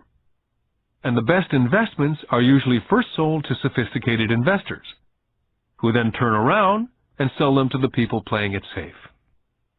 My educated dad's personal financial statement best demonstrates the life of someone in the rat race. His expenses seem to always keep up with his income, never allowing him to invest in assets. As a result, his liabilities, such as his mortgage and credit card debts, are larger than his assets. My rich dad's personal financial statement, on the other hand, reflects the results of a life dedicated to investing and minimizing liabilities. His assets greatly exceed his liabilities. A review of my rich dad's financial statement is why the rich get richer. The asset column generates more than enough income to cover expenses, with the balance reinvested into the asset column.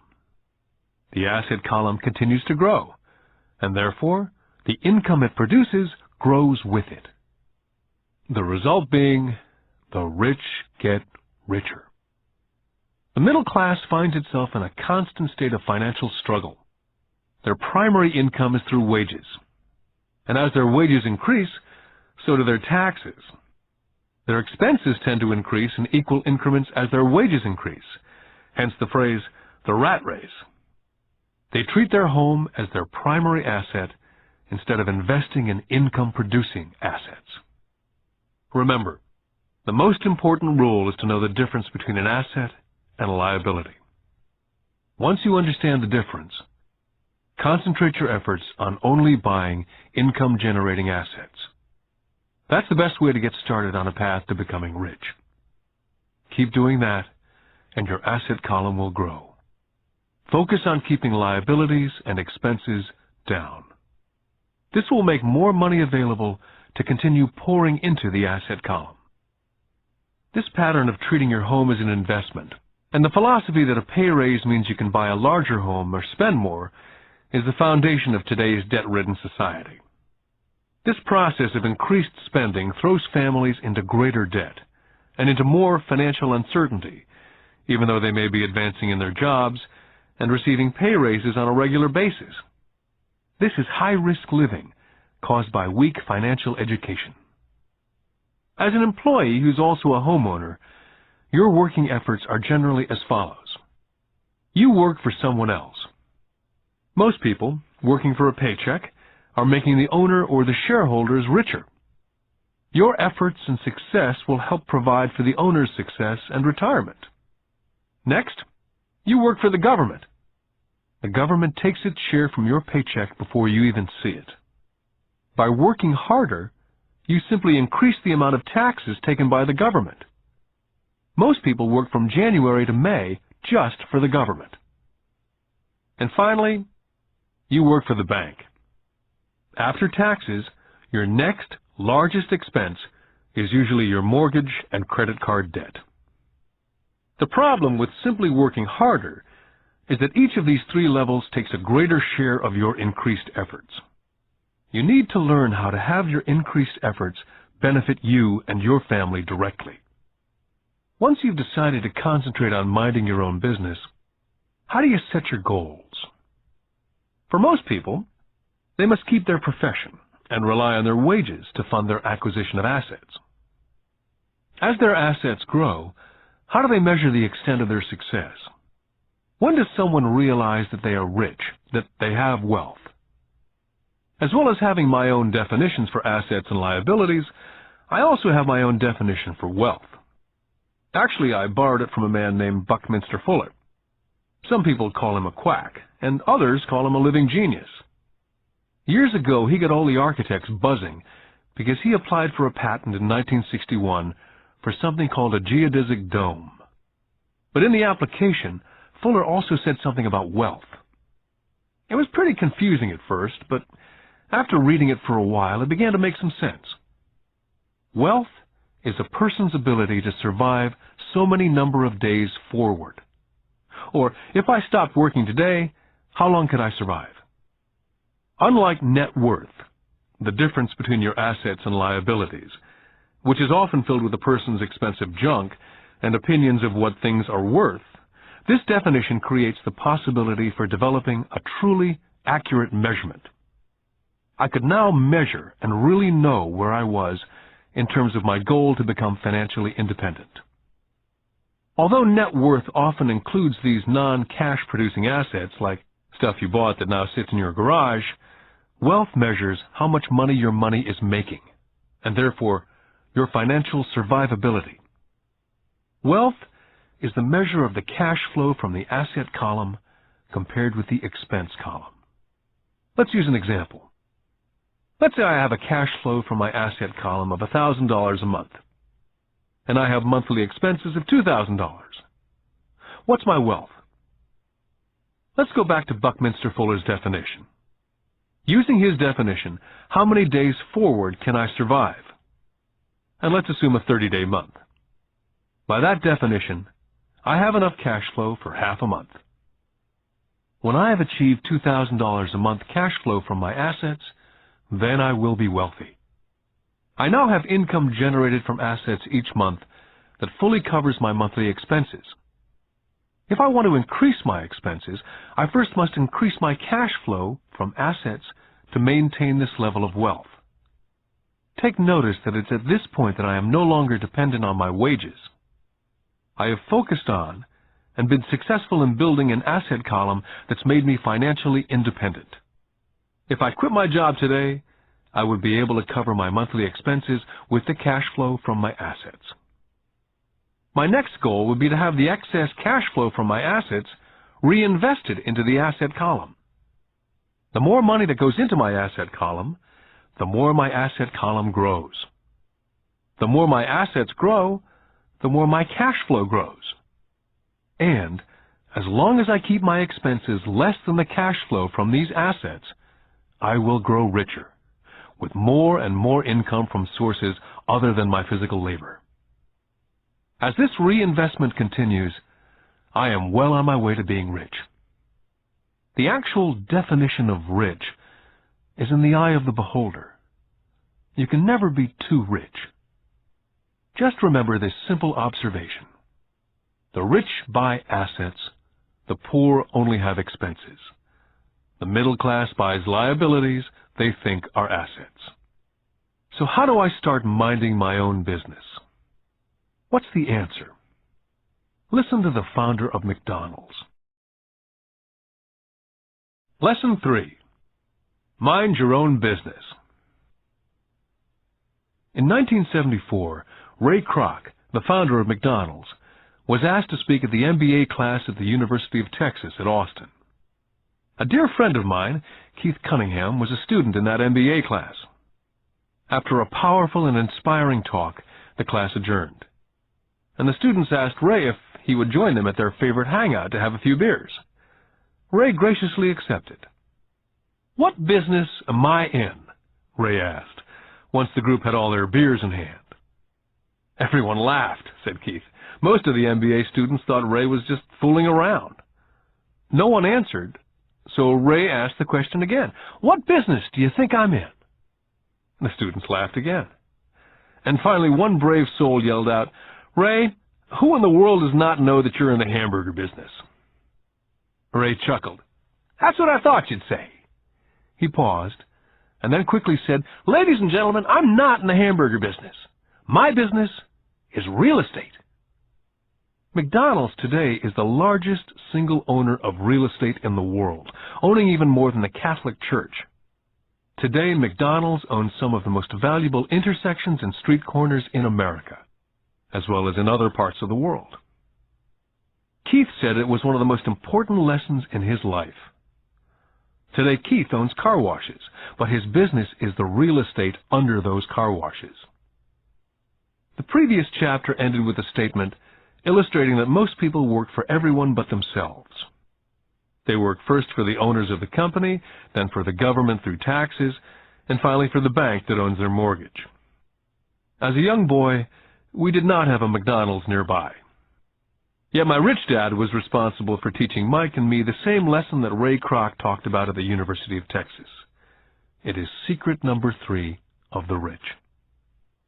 The secret is, mind your own business. Financial struggle is often directly the result of people working all their life for someone else. Many people will have nothing at the end of their working days. Our current educational system focuses on preparing today's youth to get good jobs by developing scholastic skills. Their lives will revolve around their wages, or, as described earlier, their income column. And after developing scholastic skills, they go on to higher levels of schooling to enhance their professional abilities. They study to become engineers, scientists, cooks, police officers, artists, writers, and so on. These professional skills allow them to enter the workforce and work for money. There's a big difference between your profession and your business. Often I ask people, "What's your business?" And they will say, "Oh, I'm a banker." Then I ask them if they own the bank, and they usually respond, "No, I work there." In that instance, they've confused their profession with their business.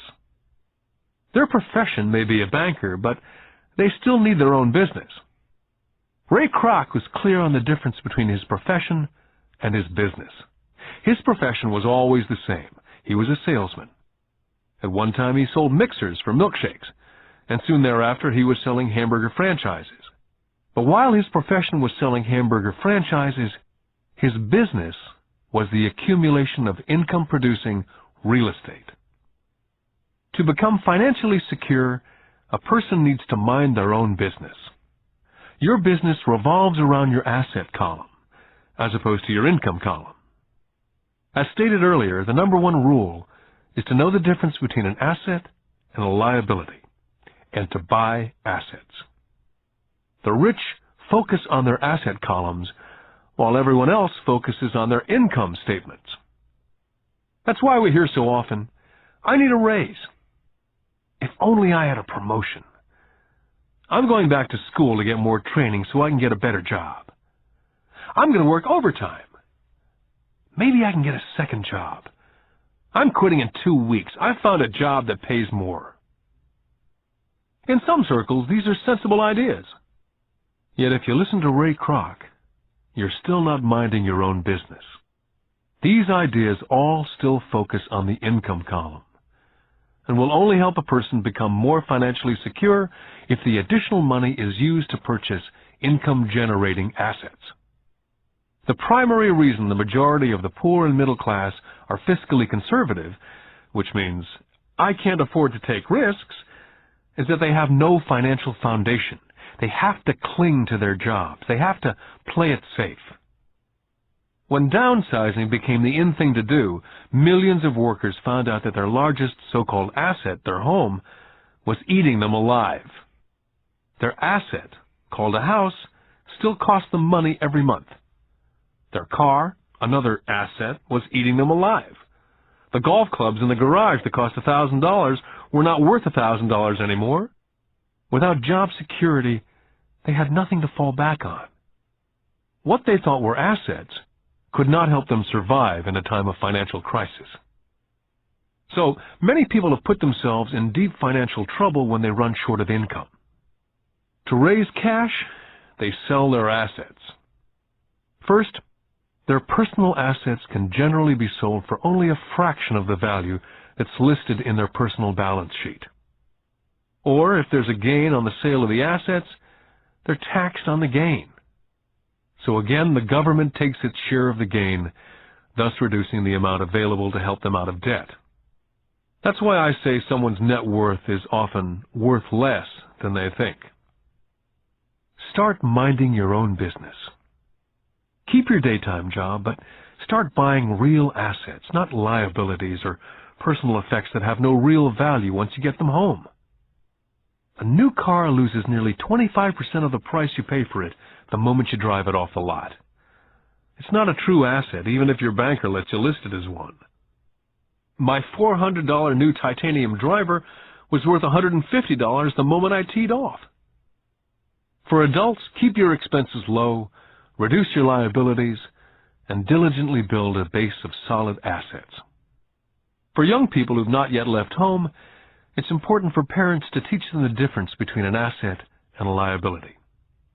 Get them to start building a solid asset column before they leave home, get married, buy a house, have kids, and get stuck in a risky financial position, clinging to a job and buying everything on credit. I see so many young couples who get married and trap themselves into a lifestyle that will not let them get out of debt for most of their working years. For most people, just as the last child leaves home, the parents realize they've not adequately prepared for retirement and they begin to scramble to put some money away. Then their own parents become ill and they find themselves with new responsibilities. So, what kind of assets am I suggesting that you or your children acquire? In my world, real assets fall into several different categories. First, businesses that do not require my presence. I own them, but they're managed or run by other people. If I have to work there, it's not a business. It becomes my job. Then come categories such as stocks, bonds, mutual funds, income-generating real estate, notes or IOUs, royalties from intellectual property such as music, scripts, patents, and finally anything else that has value, produces income, or appreciates and has a ready market. As a young boy, my educated dad encouraged me to find a safe job. My rich dad, on the other hand, encouraged me to begin acquiring assets that I loved. If you don't love it, you won't take care of it. I collect real estate simply because I love buildings and land. I love shopping for them. I could look at them all day long. When problems arise, the problems are not so bad that it changes my love for real estate.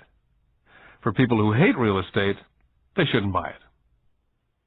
I love stocks of small companies, especially startups. The reason is that I am an entrepreneur, not a corporate person. In my early years, I worked in large organizations such as Standard Oil of California, the U.S. Marine Corps, and Xerox Corporation. I enjoyed my time with those organizations and have fond memories, but I know deep down I'm not a company man. I like starting companies, not running them.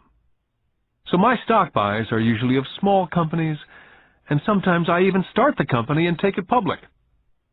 Fortunes are made in new stock issues, and I love the game. Many people are afraid of small-cap companies and call them risky, and they are. But risk is always diminished if you love what the investment is, understand it, and know the game. For years, even while I was with the Marine Corps and Xerox, I did what my rich dad recommended. I kept my daytime job, but I still minded my own business. I was active in my asset column. I traded real estate and small stocks. Rich Dad always stressed the importance of financial literacy. The better I was at understanding the accounting and cash management, the better I would be at analyzing investments and eventually starting and building my own company. I would not encourage anyone to start a company unless they really want to. Knowing what I know about running a company, I would not wish that task on anyone. There are times when people cannot find employment where starting a company is a solution for them. The odds are against success. 9 out of 10 companies fail in 5 years. Of those that survive the first 5 years, 9 out of every 10 of those eventually fail as well. So only if you really have the desire to own your own company do I recommend it. Otherwise, keep your daytime job and mind your own business. When I say mind your own business, I mean to build and keep your asset column strong. Once a dollar goes into it, never let it come out. Think of it this way. Once a dollar goes into your asset column, it becomes your employee. The best thing about money is that it works 24 hours a day and can work for generations. Keep your daytime job, be a great hard-working employee, but keep building that asset column. As your cash flow grows, you can buy some luxuries. An important distinction is that rich people buy luxuries last, while the poor and middle class tend to buy luxuries first. The poor and middle class often buy luxury items such as big houses, diamonds, furs, jewelry, or boats because they want to look rich. They look rich, but in reality they just get deeper in debt on credit. The old money people, the long-term rich, built their asset column first. Then the income generated from the asset column bought their luxuries. The poor and middle class buy luxuries with their own sweat, blood, and children's inheritance. A true luxury is a reward for investing in and developing a real asset. For example, when my wife and I had extra money coming from our apartment houses, she went out and bought her Mercedes. It didn't take any extra work or risk on her part because the apartment house bought the car. She did, however, have to wait for it for 4 years while the real estate investment portfolio grew and finally began throwing off enough extra cash flow to pay for the car. But the luxury, the Mercedes, was a true reward because she had proved she knew how to grow her asset column. That car now means a lot more to her than simply another pretty car. It means she used her financial intelligence to afford it. What most people do is they impulsively go out and buy a new car or some other luxury on credit. They may feel bored and just want a new toy. Buying a luxury on credit often causes a person to sooner or later actually resent that luxury because the debt on the luxury becomes a financial burden. After you've taken the time and invested in and built your own business, you're now ready to add the magic touch, the biggest secret of the rich. The secret that puts the rich way ahead of the pack. The reward at the end of the road for diligently taking the time to mind your own business. Lesson 4. The history of taxes and the power of corporations. I remember in school being told the story of Robin Hood and his merry men. My school teacher thought it was a wonderful story of a romantic hero, a Kevin Costner type, who robbed from the rich and gave to the poor. My rich dad did not see Robin Hood as a hero. He called Robin Hood a crook. Robin Hood may be long gone, but his followers live on. How often I still hear people say, "Why don't the rich pay for it?" Or, "The rich should pay more in taxes and give it to the poor." It's this idea of Robin Hood or taking from the rich to give to the poor, that has caused the most pain for the poor and the middle class. The reason the middle class is so heavily taxed is because of the Robin Hood ideal. The real reality is that the rich are not taxed. It's the middle class who pays for the poor, especially the educated upper-income middle class. Again, to understand fully how things happen, we need to look at the historical perspective. We need to look at the history of taxes. Although my highly educated dad was an expert on the history of education, my rich dad fashioned himself as an expert on the history of taxes. Rich Dad explained to Mike and me that in England and America originally, there were no taxes. Occasionally, there were temporary taxes levied in order to pay for wars. The king or the president would put the word out and ask everyone to chip in. Taxes were levied in Britain for the fight against Napoleon from 1799 to 1816. And in America, taxes were levied to pay for the Civil War from 1861 to 1865. In 1874, England made income tax a permanent levy on its citizens. In 1913, an income tax became permanent in the United States with the adoption of the 16th Amendment to the Constitution.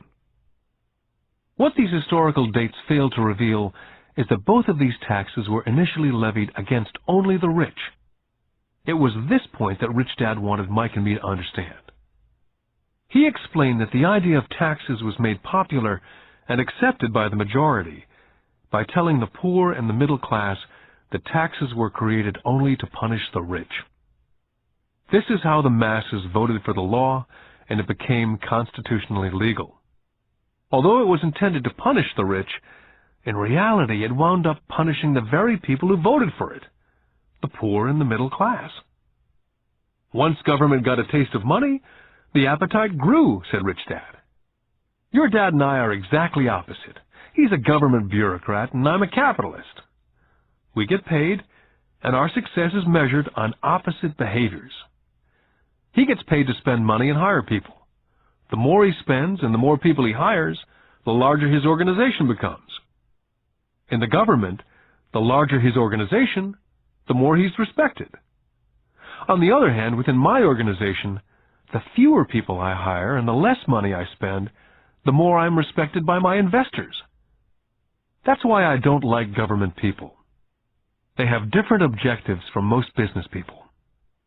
As the government grows, more and more tax dollars will be needed to support it. As I said, the passage of taxes was only possible because the masses believed in the Robin Hood theory of economics, which was to take from the rich and give to everyone else. The problem was that the government's appetite for money was so great that taxes soon needed to be levied on the middle class, and from there it kept trickling down. The rich, on the other hand, saw an opportunity. They did not play by the same set of rules. As I've stated, the rich already knew about corporations, which became popular in the days of sailing ships.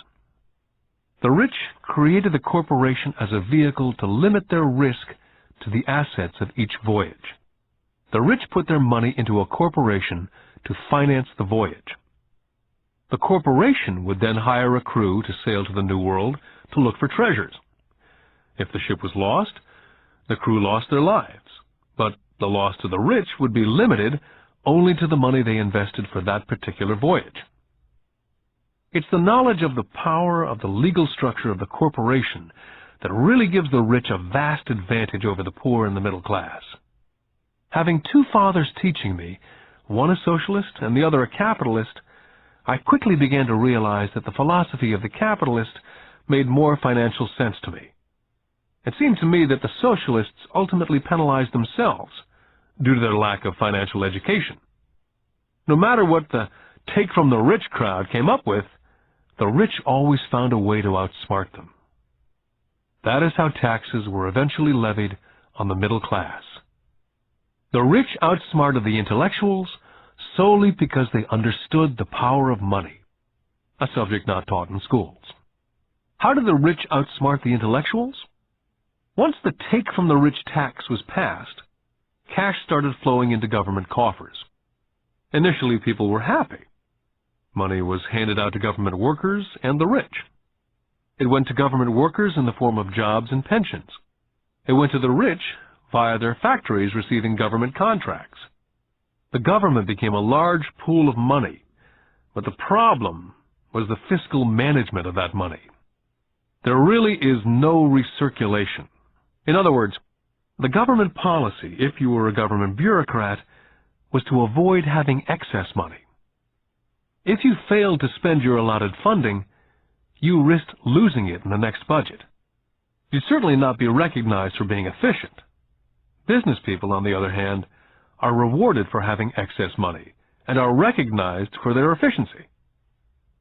As this cycle of growing government spending continued, the demand for money increased, and the tax the rich idea was now being adjusted to include lower income levels, down to the very people who voted it in, the poor and the middle class.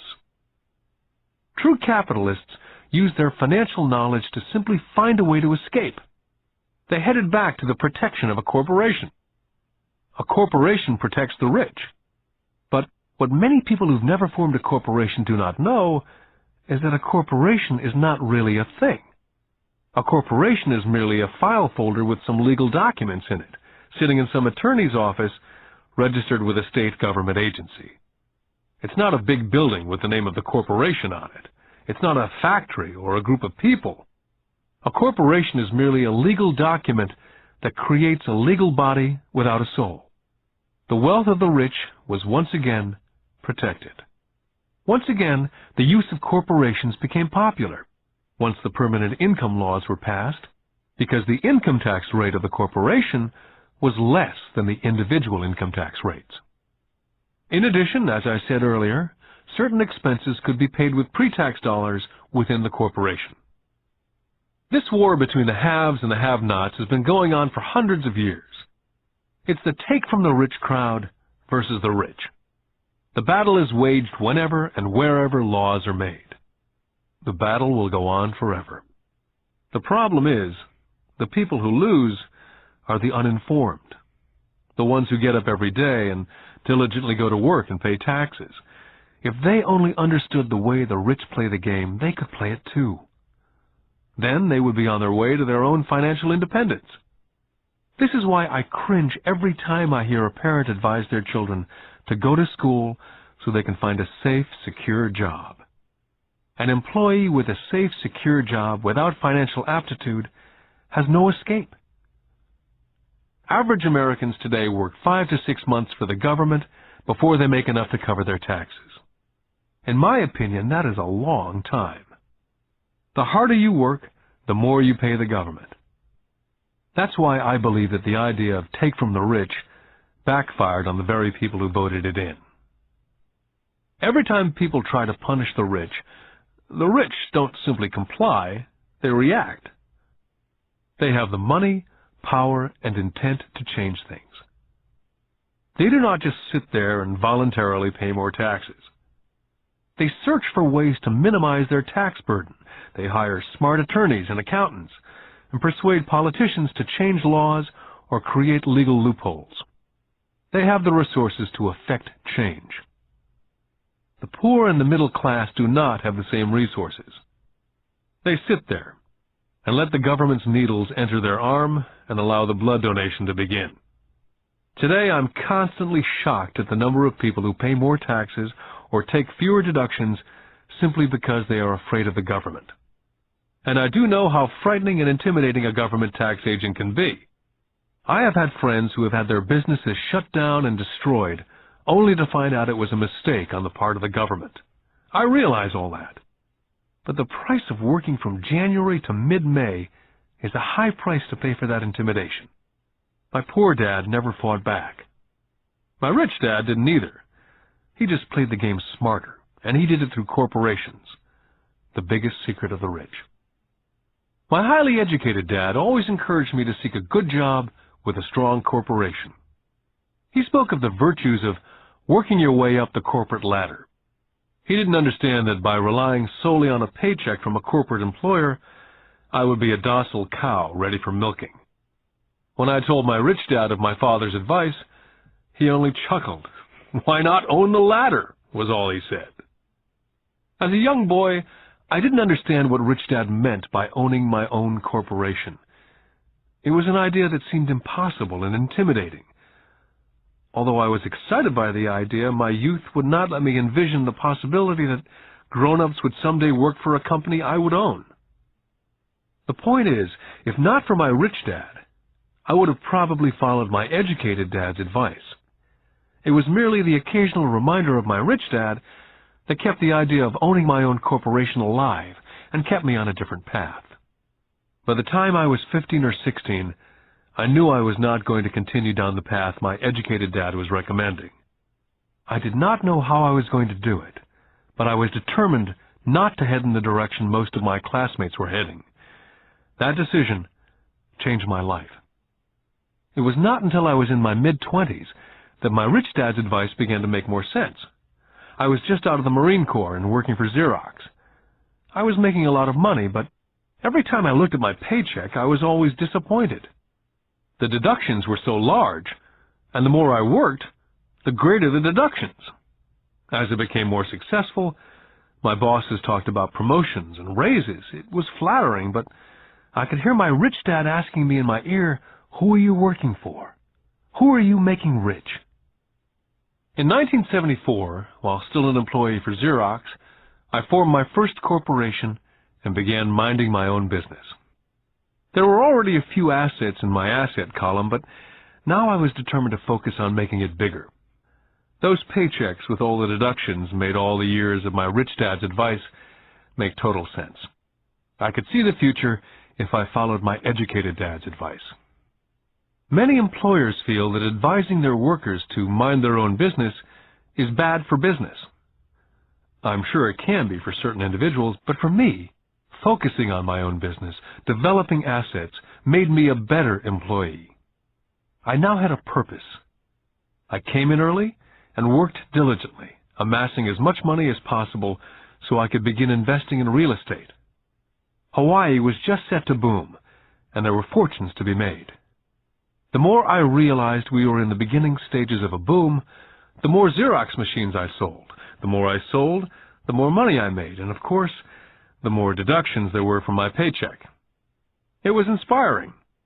I wanted out of the trap of being an employee so badly that I worked harder, not less.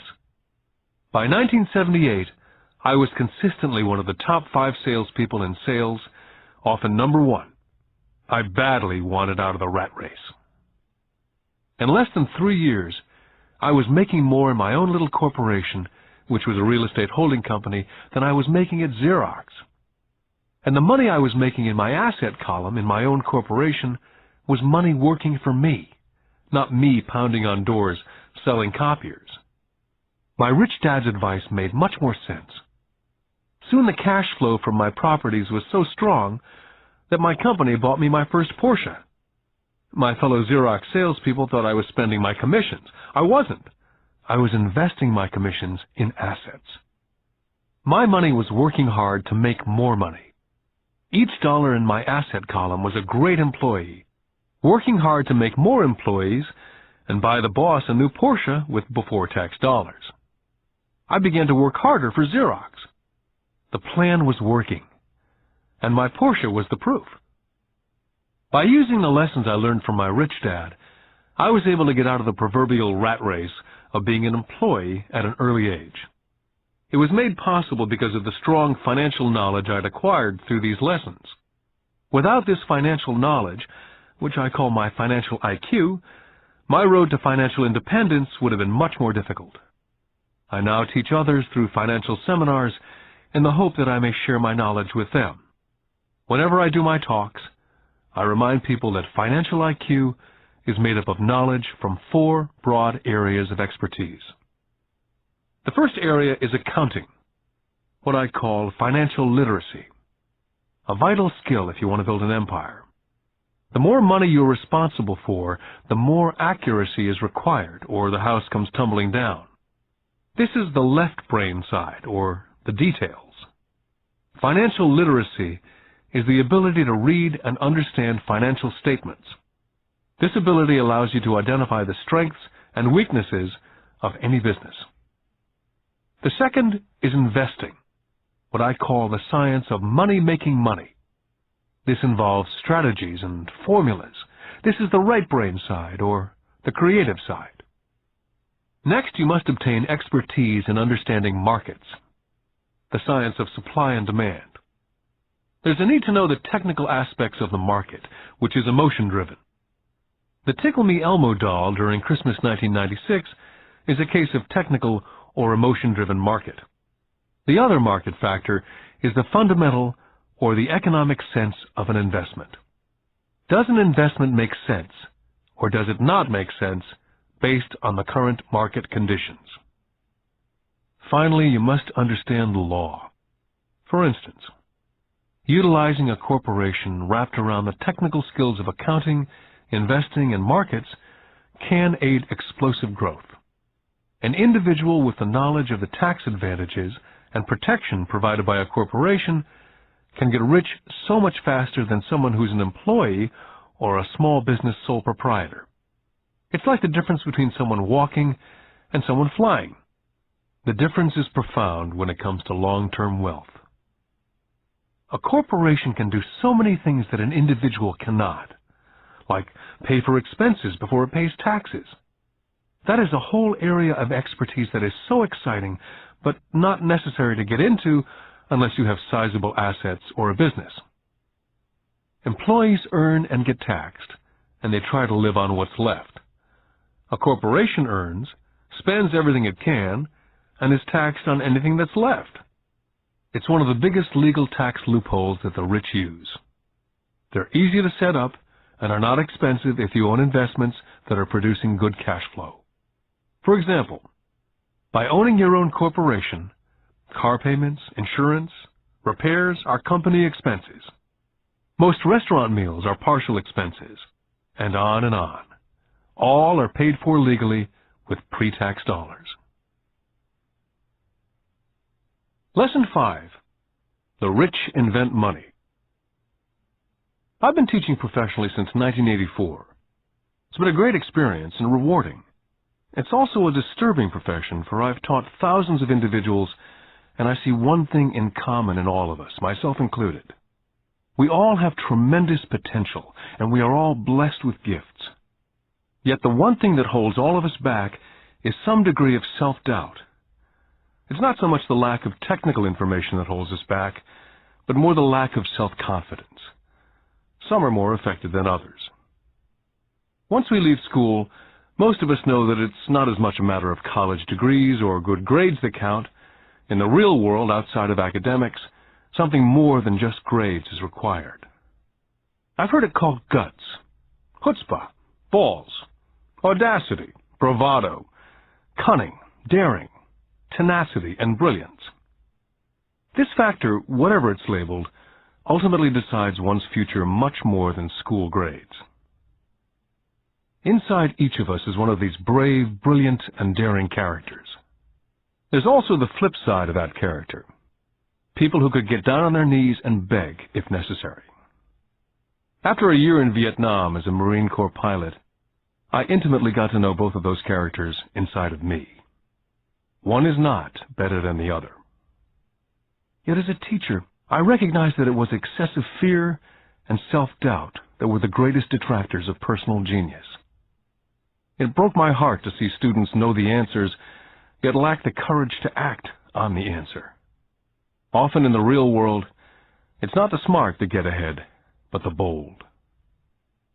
In my personal experience, your financial genius requires both technical knowledge as well as courage. If fear is too strong, the genius is suppressed. In my classes, I strongly urge students to learn to take risks, to be bold, to let their genius convert that fear into power and brilliance. It works for some and just terrifies others. I've come to realize that for most people, when it comes to the subject of money, they would rather play it safe. I've had to field questions such as, why take risks? Why should I bother developing my financial IQ? Why should I become financially literate? And I answer, just to have more options. There are huge changes up ahead. There will be 100 people like Bill Gates and hugely successful companies like Microsoft created every year, all over the world. And there also will be many more bankruptcies, layoffs, and downsizing. So why bother developing your financial IQ? Because if you do, you will prosper greatly. And if you don't, this period of time will be a frightening one. Land was wealth 300 years ago. So the person who owned the land owned the wealth. Then it was factories and production. And America rose to dominance. The industrialist owned the wealth. Today, it's information. And the person who has the most timely information owns the wealth. The problem is, information flies all around the world at the speed of light. The new wealth cannot be contained by boundaries and borders as lands and factories were. The changes will be faster and more dramatic. There will be a dramatic increase in the number of new multimillionaires. There also will be those who are left behind. Today I find so many people struggling, often working harder, simply because they cling to old ideas. They want things to be the way they were. They resist change. I know people who are losing their jobs or their houses, and they blame technology or the economy or their boss. Sadly, they fail to realize that they might be the problem. Old ideas are their biggest liability. It's a liability simply because they fail to realize that while that idea or way of doing something was an asset yesterday, yesterday is gone. One afternoon I was teaching investing using a game I'd invented, cash flow, as a teaching tool. A friend had brought someone along to attend the class. This friend of a friend was recently divorced, had been badly burned in the divorce settlement, and was now searching for some answers. Her friend thought the class might help. The game was designed to help people learn how money works. In playing the game, they learn about the interaction of the income statement with the balance sheet. They learn how cash flows between the two, and how the road to wealth is through striving to increase your monthly cash flow from the asset column to the point that it exceeds your monthly expenses. Once you accomplish this, you're able to get out of the rat race and onto the fast track. As I've said, some people hate the game, some love it, and others miss the point. This woman missed a valuable opportunity to learn something. In the opening round, she drew a doodad card with the boat on it. At first she was happy. "Oh, I've got the boat!" Then, as her friend tried to explain how the numbers worked on her income statement and balance sheet, she got frustrated because she had never liked math. The rest of her table waited while her friend continued explaining the relationship between the income statement, balance sheet, and monthly cash flow.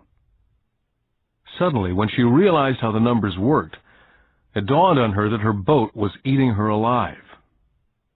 Later on in the game, she was also downsized and had a child. It was a horrible game for her. After the class, her friend came by and told me that she was upset. She'd come to the class to learn about investing and did not like the idea that it took so long to play a silly game. Her friend attempted to tell her to look within herself, to see if it reflected on herself in any way. With that suggestion, the woman demanded her money back. She said that the very idea that a game could be a reflection of her was ridiculous. Her money was promptly refunded, and she left. Since 1984, I have made millions simply by doing what the school system does not. In school, most teachers lecture. I hated lectures as a student. I was soon bored, and my mind would drift. In 1984, I began teaching via games and simulations. I always encouraged adult students to look at games as reflecting back to what they know and what they needed to learn. Most importantly, a game reflects back on one's behavior. It's an instant feedback system. Instead of the teacher lecturing you, the game is feeding back a personalized lecture, custom-made just for you. The friend of the woman who left later called to give me an update. She said her friend was fine and had calmed down. In her cooling-off period, She could see some relationships between the game and her life. Just like a board game, the world is always providing us with instant feedback. We could learn a lot if we tuned in more. One day, not long ago, I complained to my wife that the cleaners must have shrunk my pants. My wife gently smiled and poked me in the stomach to inform me that the pants had not shrunk. Something else had expanded. Me. The game Cash Flow was designed to give every player personal feedback. The purpose is to give you options. If you draw the boat card and it puts you into debt, the question is, now what can you do? How many different financial options can you come up with? That's the purpose of the game. To teach players to think and create new and various financial options. I've watched this game played by more than 1,000 people. The people who get out of the rat race in the game the quickest are the people who understand numbers and have creative financial minds. They recognize different financial options. People who take the longest are people who aren't familiar with numbers and often do not understand the power of investing. Rich people are often creative and take calculated risks. There have been people playing Cash Flow who gain lots of money in the game, but they don't know what to do with it. Most of them have not been financially successful in real life either. Everyone else seems to be getting ahead of them, even though they have money. And that's true in real life. There are a lot of people who have a lot of money and do not get ahead financially. Limiting your options is the same as hanging on to old ideas. I have a friend from high school who now works at 3 jobs. 20 years ago, he was the richest of all my classmates. When the local sugar plantation closed, the company he worked for went down with the plantation. In his mind, he had the one option, and that was the old option: work hard. The problem was, he couldn't find an equivalent job that recognized his seniority in the old company. As a result, he's overqualified for the jobs he currently has, so his salary is lower. He now works 3 jobs to earn enough to survive. I've watched people playing Cash Flow complaining that the right opportunity cards are not coming their way, so they sit there. I know people who do that in real life. They wait for the right opportunity. I've watched people get the right opportunity card and then not have enough money. Then they complain they would have gotten out of the rat race if they'd had more money. So they sit there. I know people in real life who do that also. They see all the great deals, but they have no money. And I have people pull a great opportunity card, read it out loud, and have no idea that it's a great opportunity. They have the money, the time is right, they have the card, but they can't see the opportunity staring at them. They fail to see how it fits into their financial plan for escaping the rat race. And I know more people like that than all the others combined. Most people have an opportunity of a lifetime flash right in front of them, and they fail to see it. A year later, they find out about it after everyone else got rich. Financial intelligence is simply having more options. If the opportunities aren't coming your way, what else can you do to improve your financial position? If an opportunity lands in your lap and you have no money and the bank won't talk to you, what else can you do to get the opportunity to work in your favor? If your hunch is wrong and what you've been counting on doesn't happen, how can you turn a lemon into millions? That is financial intelligence. It's not so much what happens, but how many different financial solutions you can think of to turn a lemon into millions. It's how creative you are in solving financial problems. Most people only know one solution: work hard, save, and borrow. So why would you want to increase your financial intelligence? Because you want to be the kind of person who creates your own luck. You can take whatever happens and make it better. Few people realize that luck is created, just as money is. And if you want to be luckier and create money instead of working hard, then your financial intelligence is important. If you're the kind of person who's waiting for the right thing to happen, you might wait for a long time. It's like waiting for all the traffic lights to be green for 5 miles before starting the trip. As young boys, Mike and I were constantly told by my rich dad that money is not real. Rich Dad occasionally reminded us of how close we came to the secret of money on that first day we got together and began making money out of plaster of Paris. The poor and middle class work for money, he would say. The rich make money. The more real you think money is, the harder you will work for it. If you can grasp the idea that money is not real, you will grow richer faster. What is it? Was a question Mike and I often came back with. What is money if it's not real? What we agree it is, was all Rich Dad would say. The single most powerful asset we all have is our mind. If it's trained well, it can create enormous wealth in what seems to be an instant. I'll give you a simple example of creating money. In the early 1990s, the economy of Phoenix was horrible. I was watching the TV show Good Morning America when a financial planner came on and began forecasting doom and gloom. His advice was to save money. Put $100 away every month, he said, and in 40 years you will be a multimillionaire. Well, putting money away every month is a sound idea. It is one option, the option most people subscribe to. The problem is this. It blinds the person from what's really going on. They miss major opportunities for much more significant growth of their money. The world is passing them by. As I said, the economy was terrible at that time. For investors, this is the perfect market condition. A chunk of my money was in the stock market and in apartment houses. I was short of cash. Because everyone was giving stuff away, I was buying. I was not saving money, I was investing. My wife and I had more than $1 million in cash working in a market that was rising fast. It was the best opportunity to invest. The economy was terrible. I just could not pass up these small deals. Houses that were once $100,000 were now $75,000. But instead of shopping at the local real estate office, I began shopping at the bankruptcy attorney's office or the courthouse steps. In these shopping places, a $75,000 house could sometimes be bought for $20,000 or less.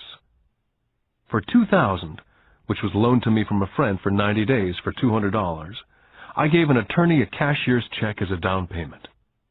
While the acquisition was being processed, I ran an ad in the paper advertising a $75,000 house for only $60,000 and no money down. The phone rang hard and heavy. Prospective buyers were screened, and once the property was legally mine, all the prospective buyers were allowed to look at the house. It was a feeding frenzy. The house sold in a few minutes. I asked for a $2,500 processing fee, which they gladly handed over, and the escrow and title company took over from there. I returned the $2,000 to my friend with an additional $200.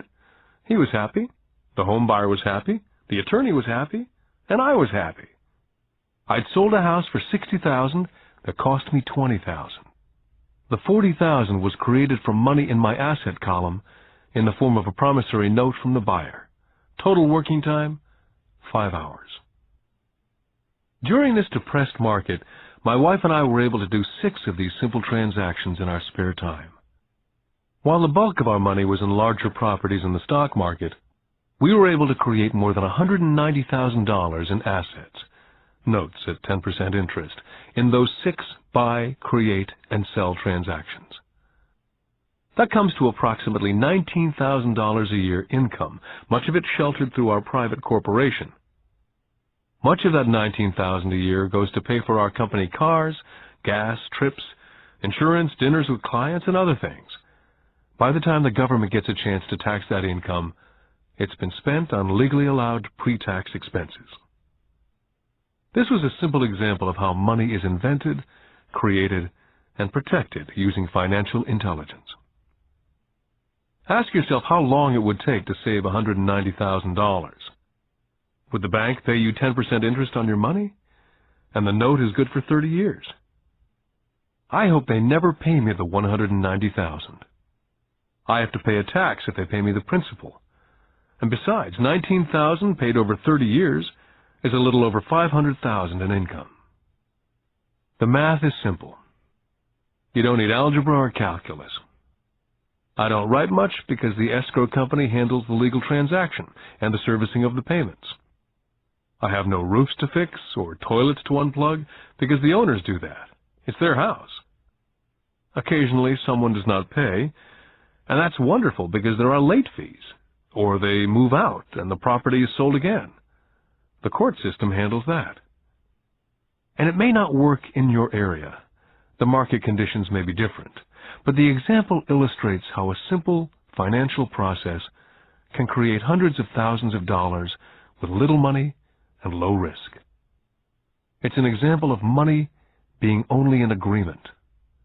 Anyone with a high school education can do it. Yet most people won't. Most people listen to the standard advice of work hard and save money. For about 30 hours of work, approximately $190,000 was created in the asset column, and no taxes were paid. Now you may understand why I silently shake my head when I hear parents say, "My child is doing well in school and receiving a good education." It may be good, but is it adequate? I know the above investment strategy is a small one. It's used to illustrate how small can grow into big. My success reflects the importance of a strong financial foundation, which starts with strong financial education. Financial intelligence is made up of these 4 main technical skills. Number 1, financial literacy, the ability to read numbers. Number 2, investment strategies, the science of making money. Number 3, the market, supply and demand. Alexander Graham Bell gave the market what it wanted, and AT&T was born. So did Bill Gates. A $75,000 house offered for $60,000 that cost $20,000 was also the result of seizing an opportunity created by the market. Somebody was buying and someone was selling. Number 4, the law. The awareness of accounting, corporate, state, and national rules and regulations. I recommend playing within the rules.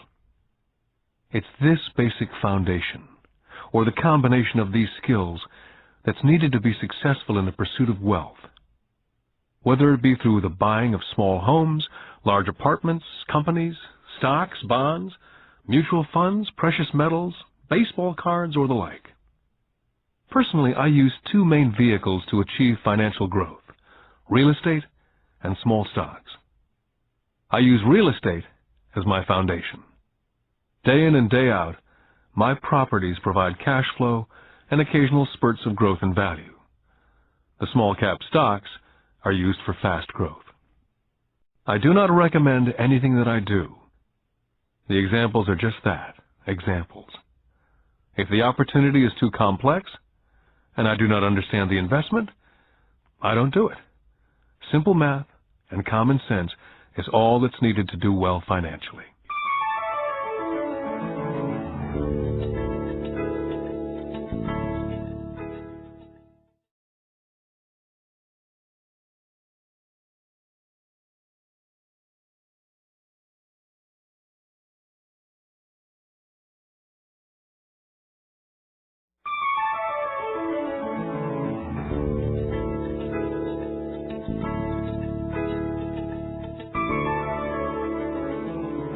Lesson 6. Work to learn. Don't work for money. In 1995, I granted an interview with a newspaper in Singapore. The young female reporter was on time, and the interview got underway immediately. We sat in the lobby of a luxurious hotel, sipping coffee and discussing the purpose of my visit to Singapore. I was to share the platform with Zig Ziglar. He was speaking on motivation, and I was speaking on the secrets of the rich. "Someday I'd like to be a best-selling author like you," she said. I'd seen some of the articles she'd written for the paper, and I was impressed. She had a tough, clear style of writing. Her articles held a reader's interest. "You have a great style," I said in reply. "What holds you back from achieving your dream?" "My work doesn't seem to go anywhere," she said quietly. "Everyone says that my novels are excellent, but nothing happens. So I keep my job with the paper. At least it pays the bills." "Do you have any suggestions?" "Yes, I do," I said brightly. "A friend of mine here in Singapore runs a school that trains people to sell. He runs sales training courses for many of the top corporations here in Singapore. And I think attending one of his courses would greatly enhance your career." She stiffened. "Are you saying that I should go to school to learn to sell?" I nodded. "I have a master's degree in English literature. Why would I go to school to learn to be a salesperson? I'm a professional." She was now packing her briefcase forcibly. The interview was over. On the coffee table sat a copy of my first book. I picked it up as well as the notes that she jotted down on her legal pad. "Do you see this?" I said, pointing to her notes. She looked down at her notes. "What?" she said, confused. Again, I pointed deliberately to her notes. On her pad, she'd written, "Robert Kiyosaki, best-selling author." It says best-selling author, not best-writing author. Her eyes widened immediately. "I'm a terrible writer. You're a great writer. I went to sales school. You have a master's degree. Put them together and you get a best-selling author and a best-writing author." Anger flared from her eyes. "I'll never stoop so low as to learn how to sell. People like you have no business writing. I'm a professionally trained writer, and you're a salesman. It's not fair." The rest of her notes were put away, and she hurried out through the large glass doors into the humid Singapore morning. At least she gave me a fair and favorable write-up the next morning. The world is filled with smart, talented, educated, and gifted people. We meet them every day. They're all around us. I'm constantly shocked at how little talented people earn.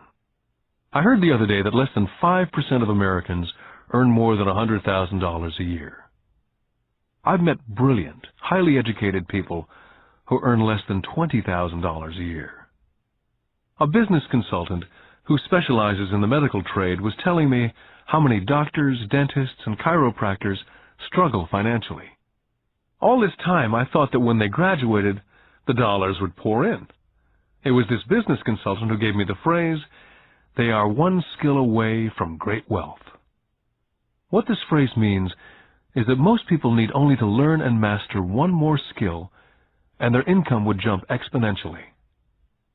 I have mentioned before that financial intelligence is a synergy of accounting, investing, marketing, and law. Combine these 4 technical skills, and making money with money is easier. When it comes to money, the only skill most people know is to work hard. The classic example of a synergy of skills was that young writer for the newspaper. If she diligently learned the skills of sales and marketing, her income would jump dramatically. If I were her, I would take some courses in advertising copywriting as well as sales. Then instead of working at the newspaper, I would seek a job at an advertising agency. Even if it were a cut in pay, she'd learn how to communicate in shortcuts that are used in successful advertising. She also would spend time learning public relations, an important skill. She would learn how to get millions in free publicity. Then at night and on weekends, she could be writing her great novel. When it was finished, she'd be better able to sell her book. Then in a short while, she could be a best-selling author. When I graduated from the U.S. Merchant Marine Academy in 1969, my educated dad was happy. Standard Oil of California had hired me for its oil tanker fleet. I was a third mate, and the pay was low compared with my classmates, but it was okay for a first real job after college. My starting pay was about $42,000 a year, including overtime, and I only had to work for 7 months. I had 5 months of vacation. If I'd wanted to, I could have taken the run to Vietnam with a subsidiary shipping company and easily doubled my pay instead of taking the 5 months vacation. I had a great career ahead of me, yet I resigned after 6 months with the company and joined the Marine Corps to learn how to fly. My educated dad was devastated. Rich Dad congratulated me. In school and in the workplace, the popular opinion is the idea of specialization. That is, in order to make more money or get promoted, you need to specialize. That is why medical doctors immediately begin to seek a specialty, such as orthopedics or pediatrics. The same is true for accountants, architects, lawyers, pilots, and others. My educated dad believed in the same dogma. That's why he was thrilled when he eventually achieved his doctorate. He often admitted that schools reward people who study more and more about less and less. Rich Dad encouraged me to do exactly the opposite. You want to know a little about a lot, was his suggestion. That's why for years I worked in different areas of his companies. For a while I worked in his accounting department. Although I would probably never have been an accountant, he wanted me to learn via osmosis. Rich Dad knew I would pick up jargon and a sense of what's important and what's not. I also worked as a busboy and construction worker, as well as in sales, reservations, and marketing. He was grooming Mike and me. That's why he insisted we sit in on the meetings with his bankers, lawyers, accountants, and brokers. He wanted us to know a little about every aspect of his empire. Educated Dad thought I went to school to learn to be a ship's officer. Rich Dad knew that I went to school to study international trade. So as a student, I made cargo runs navigating large freighters, oil tankers, and passenger ships to the Far East and the South Pacific. Rich Dad emphasized that I stay in the Pacific instead of taking ships to Europe, because he knew that the emerging nations were in Asia, not Europe. While most of my classmates, including Mike, were partying at their fraternity houses, I was studying trade, people, business styles and cultures in Japan, Taiwan, Thailand, Singapore, Hong Kong, Vietnam, Korea, Tahiti, Samoa, and the Philippines. I also was partying, but it was not in any frat house. I grew up rapidly. Educated Dad could not understand why I decided to quit and join the Marine Corps. I told him I wanted to learn to fly, but really I wanted to learn to lead troops. Rich Dad explained to me that the hardest part of running a company is managing people. He'd spent 3 years in the Army. My educated dad was draft exempt. Rich Dad told me of the value of learning to lead men into dangerous situations. Leadership is what you need to learn next, he said. If you're not a good leader, you'll get shot in the back, just like they do in business. Returning from Vietnam in 1973, I resigned my commission, even though I loved flying. I found a job with Xerox Corporation. I joined it for one reason, and it was not for the benefits. I was a shy person, and the thought of selling was the most frightening subject in the world. Xerox was one of the best sales training programs in America. Rich Dad was proud of me. My educated dad was ashamed. Being an intellectual, he thought that salespeople were below him. I worked with Xerox for 4 years, until I overcame my fear of knocking on doors and being rejected. Once I could consistently be in the top 5 in sales, I again resigned and moved on, leaving behind another great career with an excellent company. In 1977, I formed my first company.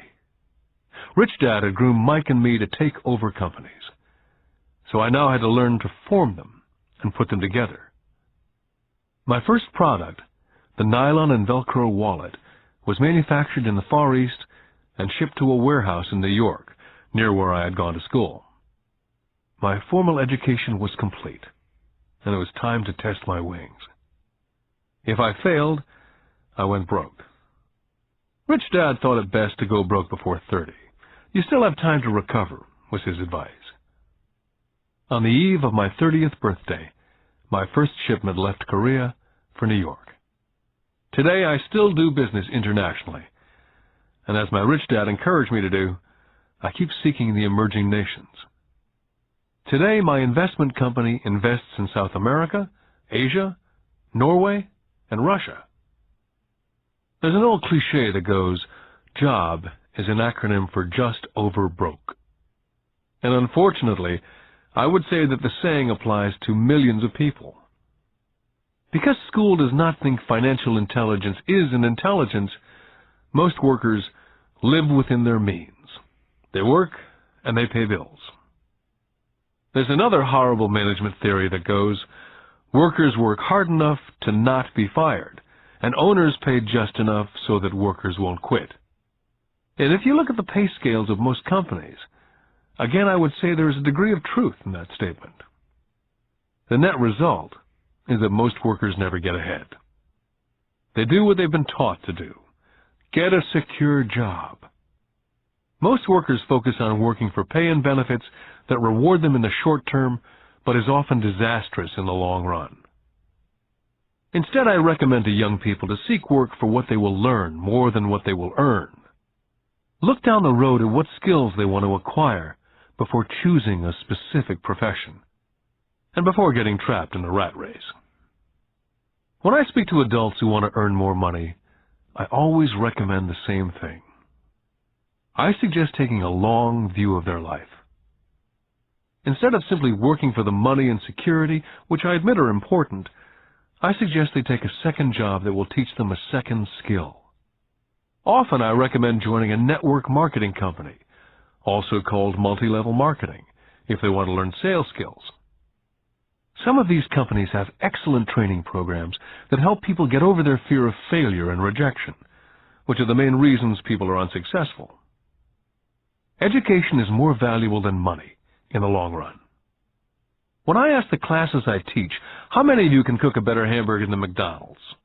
Almost all of the students raise their hands.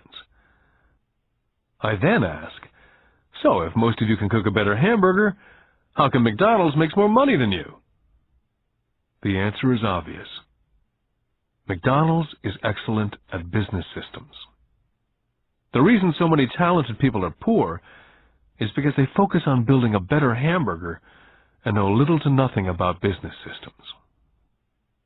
A friend of mine in Hawaii is a great artist. He makes a sizable amount of money.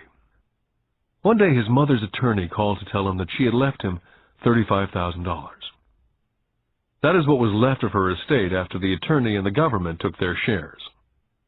Immediately he saw an opportunity to increase his business by using some of this money to advertise. 2 months later, his first 4-color full-page ad appeared in an expensive magazine that targeted the very rich. The ad ran for 3 months. He received no replies from the ad, and all of his inheritance is now gone. He now wants to sue the magazine for misrepresentation. This is a common case of someone who can build a beautiful hamburger but knows little about business.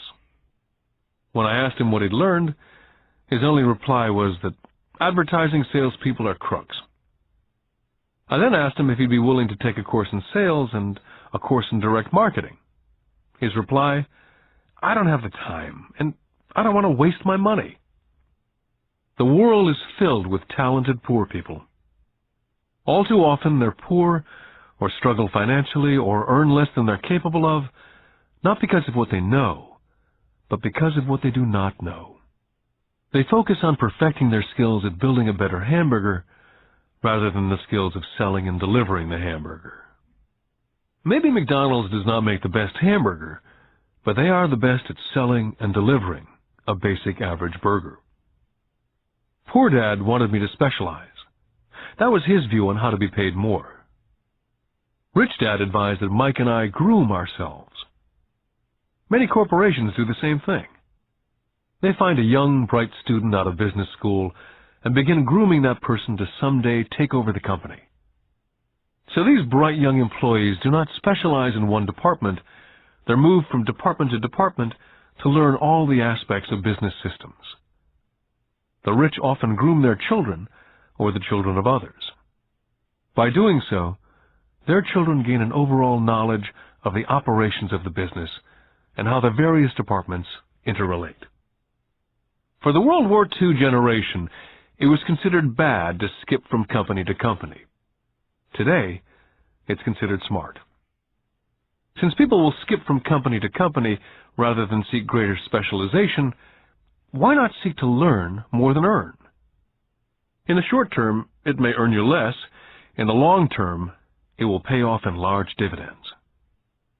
The main management skills needed for success are the management of cash flow, the management of systems, including yourself and time with family, and the management of people. The most important specialized skills are sales and understanding marketing. It's the ability to sell, therefore to communicate to another human being, be it a customer, employee, boss, spouse, or child, that is the base skill of personal success. It is communication skills such as writing, speaking, and negotiating that are crucial to a life of success.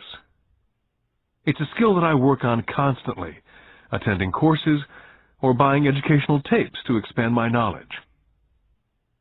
Rich Dad encouraged Mike and me to know a little about a lot. He encouraged us to work with people smarter than we were, and to bring smart people together to work as a team. Today it would be called a synergy of professional specialties. Today I meet ex-school teachers earning hundreds of thousands of dollars a year. They earn that much because they have specialized skills in their field, as well as other skills. They can teach as well as sell and market. I know of no other skills to be more important than selling as well as marketing. The skills of selling and marketing are difficult for most people, primarily due to their fear of rejection. The better you are at communicating, negotiating, and handling your fear of rejection, the easier life is. Just as I advise that newspaper writer who wanted to become a best-selling author, I advise anyone else today. Being technically specialized has its strengths as well as its weaknesses. I have friends who are geniuses, but they cannot communicate effectively with other human beings. And as a result, their earnings are pitiful. I advise them to just spend a year learning to sell. And even if they earn nothing, their communication skills will improve. And that is priceless. Getting started.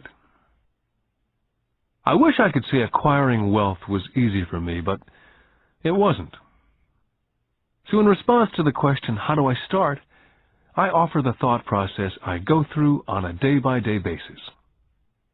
It really is easy to find great deals. I promise you that. It's just like riding a bike. After a little wobbling, it's a piece of cake.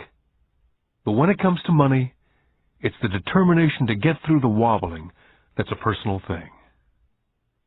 To find million-dollar deals of a lifetime requires us to call on our financial genius. I believe that each of us has a financial genius within us. The problem is, our financial genius lies asleep, waiting to be called upon. It lies asleep because our culture has educated us into believing that the love of money is the root of all evil. It's encouraged us to learn a profession so we can work for money, but failed to teach us how to have money work for us. It taught us not to worry about our financial future. Our company or the government would take care of us when our working days are over. However, it's our children, educated in the same school system, who will end up paying for it.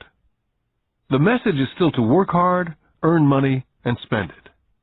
And when we run short, we can always borrow more. Unfortunately, 90% of the Western world subscribes to the above dogma simply because it's easier to find a job and work for money. If you're not one of the masses, I offer you the following 10 steps to awaken your financial genius. I simply offer you the steps I have personally followed. If you want to follow some of them, great. If you don't, make up your own. Your financial genius is smart enough to develop its own list. Step number 1. I need a reason greater than reality. If you ask most people if they would like to be rich or financially free, they would say yes. But then reality sets in. The road seems too long with too many hills to climb. It's easier just to work for money and hand the excess over to your broker. A reason or a purpose is a combination of wants and don't wants. When people ask me what my reason for wanting to be rich is, it's a combination of deep emotional wants and don't wants. I will list a few. First, the don't wants, for they create the wants. I don't want to work all my life. I don't want what my parents aspired for, which was job security and a house in the suburbs. I don't like being an employee. Now the wants. I want to be free to travel the world and live in a lifestyle I love. I want to be young when I do this. I want to simply be free. I want control over my time and my life. I want money to work for me. Those are deep-seated emotional reasons. What are yours?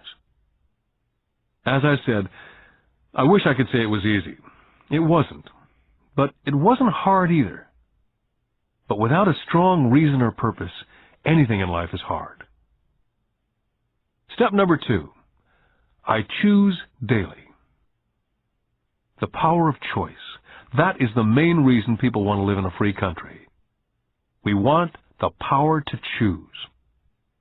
Financially, with every dollar we get in our hands, we hold the power to choose our future to be rich, poor, or middle class. Our spending habits reflect who we are. Poor people simply have poor spending habits. Most people choose not to be rich. For 90% of the population, being rich is too much of a hassle. So they invent sayings that go, "I'm not interested in money," or "I'll never be rich," or "I don't have to worry, I'm still young," or "When I make some money, then I'll think about my future," or "My husband, wife handles the finances." The problem with those statements is they rob the person who chooses to think such thoughts of two things.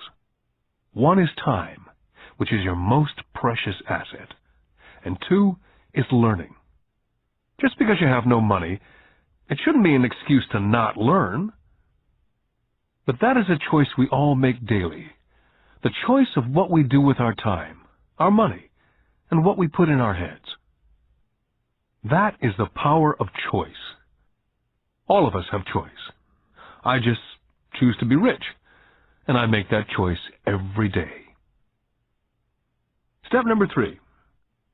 Choose friends carefully. First of all, I do not choose my friends by their financial statements. I have friends who have actually taken the vow of poverty, as well as friends who earn millions every year.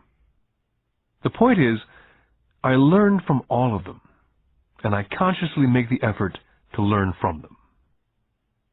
But there's one distinction that I'd like to point out. I've noticed that my friends with money talk about money, and I do not mean brag. They're interested in the subject, so I learn from them and they learn from me. My friends whom I know are in dire straits financially do not like talking about money, business, or investing. They often think it rude. So I also learn from my friends who struggle financially. I find out what not to do. Step number 4. Master a formula and then learn a new one. In order to make bread, every baker follows a recipe, even if it's only held in their head. The same is true for making money. That's why money is often called dough. When it comes to money, the masses generally have one basic formula they learned in school, and that is work for money. The formula I see that is predominant in the world is that every day millions of people get up and go to work, earn money, pay bills, balance checkbooks, buy some mutual funds, and go back to work. That is the basic formula or recipe. If you're tired of what you're doing or you're not making enough, it's simply a case of changing the formula via which you make money. Years ago, when I was 26, I took a weekend class called How to Buy Real Estate Foreclosures. I learned a formula. The next trick was to have the discipline to actually put into action what I had learned. That is where most people stop. For 3 years while working for Xerox, I spent my spare time learning to master the art of buying foreclosures. I've made several $1 million using that formula, but today it's too slow, and too many other people are doing it. So after I mastered that formula, I went in search of other formulas. For many of the classes, I did not use the information I learned directly, but I always learned something new. Step number 5. Pay yourself first. The power of self-discipline. If you cannot get control of yourself, do not try to get rich. You might first want to join the Marine Corps or some religious order so you can get control of yourself. It makes no sense to invest, make money, and blow it.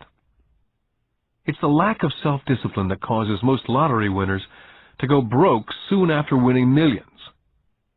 It's the lack of self-discipline that causes people who get a raise to immediately go out and buy a new car or take a cruise. It's difficult to say which of the 10 steps is the most important, but of all the steps, this step is probably the most difficult to master if it's not already a part of your makeup. I would venture to say that it's the lack of personal self-discipline that is the #1 delineating factor between the rich, poor, and middle class. I do not take the saying, "pay yourself first," lightly. The Richest Man in Babylon by George Clason is where the statement, "pay yourself first," comes from. Millions of copies have been sold. But while millions of people freely repeat that powerful statement, few follow the advice. For those who do follow it, their financial statement, income statement, and balance sheet shows income flowing into assets and assets supplying income. Each month, these people allocate money to their asset column before they pay their monthly expenses.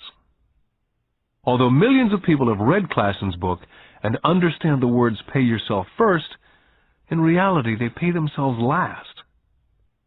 Now I can hear the howls from those of you who sincerely believe in paying your bills first. And I can hear all the responsible people who pay their bills on time. I'm not saying be irresponsible and not pay your bills. All I'm saying is do what the program says, which is pay yourself first. The reason I don't have high credit card debt and doodad debt is because I want to pay myself first. Although I pay my bills last, I am financially astute enough to not get into a tough financial situation. To ensure paying yourself first, don't get into large debt positions that you have to pay for. Keep your expenses low. Build up assets first. Then, buy the big house or a nice car. Being stuck in the rat race is not intelligent. And when you come up short, let the pressure build and don't dip into your savings or investments. Use the pressure to inspire your financial genius to come up with new ways of making more money and then pay your bills. You will have increased your ability to make more money as well as your financial intelligence. Step number 6. Pay your brokers well. I often see people posting a sign in front of their house that says, "For sale by owner." Or I see on TV today many people claiming to be discount brokers. My rich dad taught me to take the opposite tack. He believed in paying professionals well, and I have adopted that policy also. Today I have expensive attorneys, accountants, real estate brokers, and stockbrokers. Why? Because if, and I do mean if, the people are professionals, their services should make you money. And the more money they make, the more money I make. We live in an information age. Information is priceless. A good broker should provide you with information as well as take the time to educate you as to its meaning. Step number 7. Be an Indian giver. This is the power of getting something for nothing. When the first white settlers came to America, they were taken aback by a cultural practice some American Indians had. For example, if a settler was cold, the Indian would give the person a blanket. Mistaking it for a gift, the settler was often offended when the Indian asked for it back. The Indians also got upset when they realized the settlers did not want to give it back. That is where the term Indian giver came from. A simple cultural misunderstanding. In the world of the asset column, being an Indian giver is vital to wealth. The sophisticated investor's first question is, how fast do I get my money back? They also want to know what they get for free, also called a piece of the action. That is why the ROI, or return of and on investment, is so important. Frequently, my broker will call me and recommend I move a sizable amount of money into the stock of a company that he feels is just about to make a move that will add value to the stock, like announcing a new product.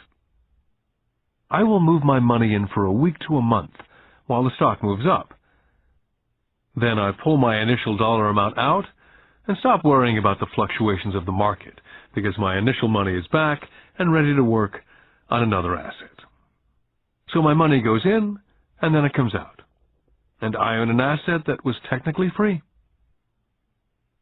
Step number 8. Assets buy luxuries.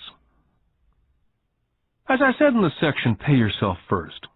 If a person cannot master the power of self-discipline, it's best not to try to get rich. For while the process of developing cash flow from an asset column in theory is easy, it's the mental fortitude of directing money that's hard. Due to external temptations, it's much easier in today's consumer world to simply blow it out of the expense column. Because of weak mental fortitude, that money flows into the paths of least resistance. That is the cause of poverty and financial struggle. I love my luxuries as much as anyone else. The difference is, some people buy their luxuries on credit. It's the keep up with the Joneses trap. I use the income from my assets to buy my luxuries.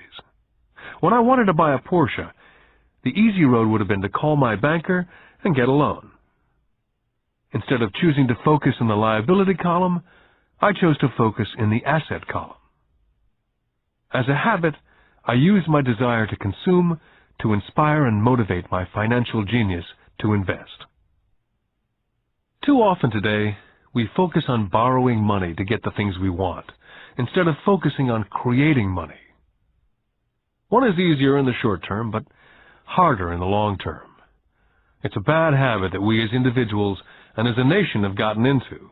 Remember, the easy road often becomes hard, and the hard road often becomes easy. The earlier you can train yourself and those you love to be masters of money, the better. Money is a powerful force. Unfortunately, people use the power of money against them. If your financial intelligence is low, money will run all over you. It will be smarter than you. If money is smarter than you, you will work for it all your life. Step number 9. The need for heroes. When I was a kid, I greatly admired Willie Mays, Hank Aaron, Yogi Berra. They were my heroes. As a kid playing Little League, I wanted to be just like them. I treasured their baseball cards. I wanted to know everything about them. I knew the stats, the RBI, the ERAs, their batting averages, how much they got paid, and how they came up from the minors. I wanted to know everything because I wanted to be just like them. Every time, as a 9 or 10-year-old kid, when I stepped up to bat or played first base or catcher, it wasn't me. I was Yogi or Hank. It's one of the most powerful ways we learn that we often lose as adults. We lose our heroes. We lose our naivete. I have new heroes as I grow older. I have golf heroes such as Peter Jacobsen, Fred Couples, and Tiger Woods. I copy their swings and do my best to read everything I can about them. I also have heroes such as Donald Trump, Warren Buffett, Peter Lynch, George Soros, and Jim Rogers. In my older years, I know their stats, just like I knew the ERAs and RBI of my baseball heroes. I follow what Warren Buffett invests in, and read anything I can about his point of view on the market. I read Peter Lynch's book to understand how he chooses stocks. And I read about Donald Trump, trying to find out how he negotiates and puts deals together. Just as I was not me when I was up to bat, when I'm in the market or I'm negotiating a deal, I am subconsciously acting with the bravado of Trump. Or when analyzing a trend, I look at it as though Peter Lynch were doing it. By having heroes, we tap into a tremendous source of raw genius. But heroes do more than simply inspire us. Heroes make things look easy. It's the making it look easy that convinces us to want to be just like them. If they can do it, so can I. Step number 10. Teach and you shall receive. Both of my dads were teachers. My rich dad taught me a lesson I've carried all my life, and that was the necessity of being charitable or giving. My educated dad gave a lot by the way of time and knowledge, but almost never gave money. As I said, he usually said that he would give when he had some extra money. Of course, there was rarely any extra. My rich dad gave money as well as education. He believed firmly in tithing. If you want something, you first need to give, he would always say. When he was short of money, he simply gave money to his church or to his favorite charity. If I could leave one single idea with you, it's that idea. Whenever you feel short or in need of something, give what you want first, and it will come back in buckets. That's true for money, a smile, love, friendship. I know it's often the last thing a person may want to do, but it's always worked for me. I just trust that the principle of reciprocity is true, and I give what I want. My rich dad would often say, poor people are more greedy than rich people. He would explain that if a person was rich, that person was providing something that other people wanted. In my life, over all these years, whenever I felt needy or short of money or short of help, I simply went out and found in my heart what I wanted and decided to give it first. And when I gave, it always came back. It reminds me of the story of the guy sitting with firewood in his arms on a cold, freezing night, and he's yelling at the pot-bellied stove, "When you give me some heat, then I'll put some wood in." And when it comes to money, love, happiness, sales, and contacts, all one needs to remember is first to give what you want, and it will come back in droves. My poor dad taught teachers, and he became a master teacher. My rich dad always taught young people his way of doing business. In retrospect, it was their generosity with what they knew that made them smarter. There are powers in this world that are much smarter than we are. You can get there on your own, but it's easier with the help of the powers that be. All you need to be is generous with what you have, and the powers will be generous with you. Take action. All of you were given two great gifts, your mind and your time. It is up to you to do what you please with both. With each dollar bill that enters your hand, you and only you have the power to determine your destiny. Spend it foolishly, you choose to be poor. Spend it on liabilities, you join the middle class.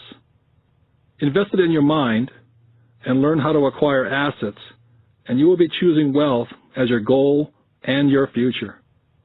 The choice is yours and only yours. With every day, with every dollar, you decide to be rich, poor, or middle class.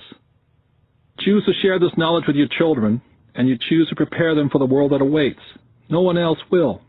You and your children's future will be determined by choices you make today, not tomorrow.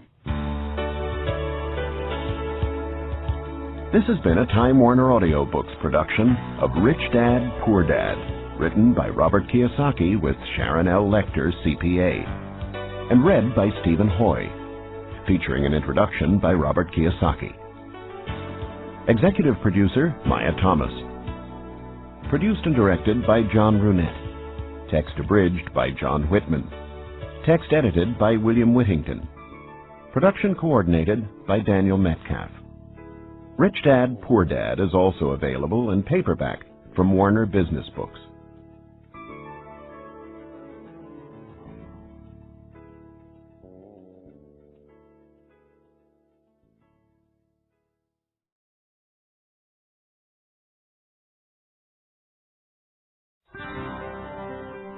Here's a sample from audio bestseller Rich Dad's Cash Flow Quadrant, a guide to financial freedom, written by Robert T. Kiyosaki, with Sharon L. Lecter, CPA. When people ask why Kim and I were homeless back in 1985, I tell them it was because of what my rich dad taught me about money. For me, money is important, yet I did not want to spend my life working for it. That is why I did not want a job. If we were going to be responsible citizens, Kim and I wanted to have our money work for us rather than spend our lives physically working for money. That is why the cash flow quadrant is so important. It distinguishes between the different ways in which money is generated. There are ways of being responsible and creating money other than physically working for it. But in order to embrace wealth, it is essential to understand your relation to it. My highly educated dad had a strong belief that the love of money was evil, that to profit excessively meant you were greedy. He often said, "I'll never be rich," or "investing is risky," or "money isn't everything." My rich dad had a different point of view. He thought it foolish to spend your life working for money and pretend that money was not important. Rich Dad believed that life was more important than money, but money was important for supporting life. He often said, "You only have so many hours a day, and you can only work so hard. So why work hard for money? Learn to have money, and people work hard for you, and you can be free to do the things that are important." To my rich dad, what was important was to have lots of time to raise his kids, to have money to donate to charities and projects he supported, to bring jobs and financial stability to the community, to have time and money to take care of his health, and to be able to travel the world with his family. "Those things take money," said Rich Dad. "That is why money is important to me. Money is important, but I don't want to spend my life working for it." It was my rich dad who often referred to the cash flow quadrant when I was a young boy. He would explain to me the difference between someone who was successful on the left side versus the right side. Having two dynamic and successful father figures around me gave meaning to what each was saying. But it was what they were doing that allowed me to begin to notice the differences between the ES side of the quadrant and the BI side. One painful lesson I experienced as a young boy was simply how much time one dad had available to spend with me versus the other. As the success and prominence of both dads grew, it was obvious that one dad had less and less time to spend with his wife and 4 children. My real dad was always on the road, at meetings, or dashing off to the airport for more meetings. The more successful he got, the fewer dinners we had together as a family. Weekends he spent at home in his crowded little office buried under paperwork. My rich dad, on the other hand, had more and more free time as his success grew. One of the reasons I learned so much about money, finance, business, and life was simply because my rich dad had more and more free time for his children and me. Rich Dad's Cash Flow Quadrant is also available in paperback from Warner Business Books. Here's a sample from audio bestseller Rich Dad's Guide to Investing: What the Rich Invest in That the Poor and Middle Class Do Not, written by Robert T. Kiyosaki, with Sharon L. Lecter, CPA. Investor lesson number 1, the choice. When it comes to money and investing, people have 3 fundamental reasons or choices for investing, Rich Dad said. They are to be secure, to be comfortable, or to be rich. Rich Dad went on to say, all 3 choices are important. The difference in one's life occurs when the choices are prioritized.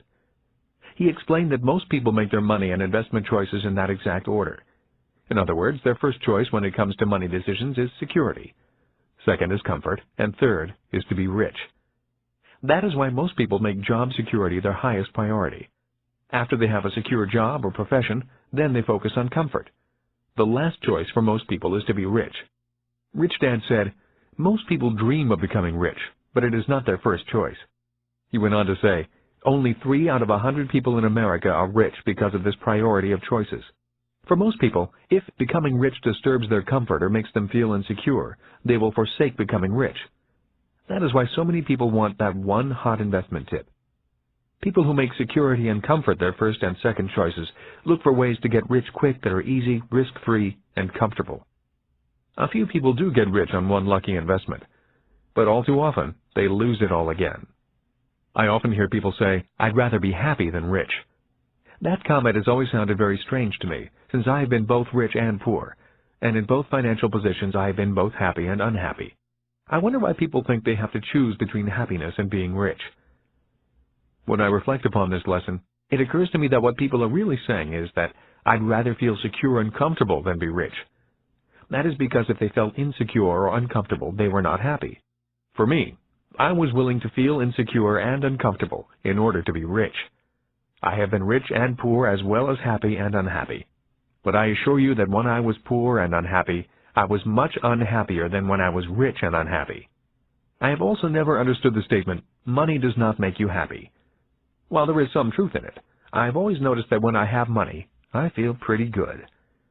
The other day I found a $10 bill in my jeans pocket.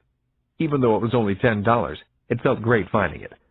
Receiving money has always felt better than receiving a bill for money I owe. At least that is my experience with money.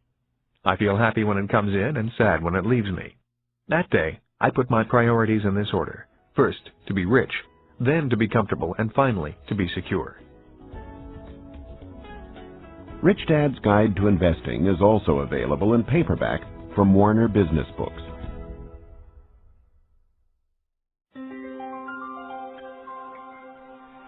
Here's a sample from Rich Dad's Rich Kid, Smart Kid, giving your children a financial head start. The latest book from the New York Times best-selling authors Robert T. Kiyosaki and Sharon L. Lecter, CPA. When I was a little boy, my rich dad often said, "Money is an idea." He would go on to say, "Money can be anything you want it to be. If you say, 'I'll never be rich,' then the chances are you'll never be rich. If you say, 'I can't afford it,' then chances are you can't." My smart dad said much the same about education. Is it possible that every child is born with the potential to be rich and smart?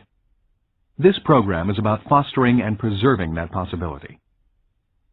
Both my dads were great teachers. Both men were smart men. But they were not smart in the same subjects, and they did not teach the same things. Yet as different as they were, both dads believed the same things about all kids. Both dads believed all kids are born smart and all kids are born rich. They both believed a child learns to be poor and learns to believe that he or she is less smart than other kids.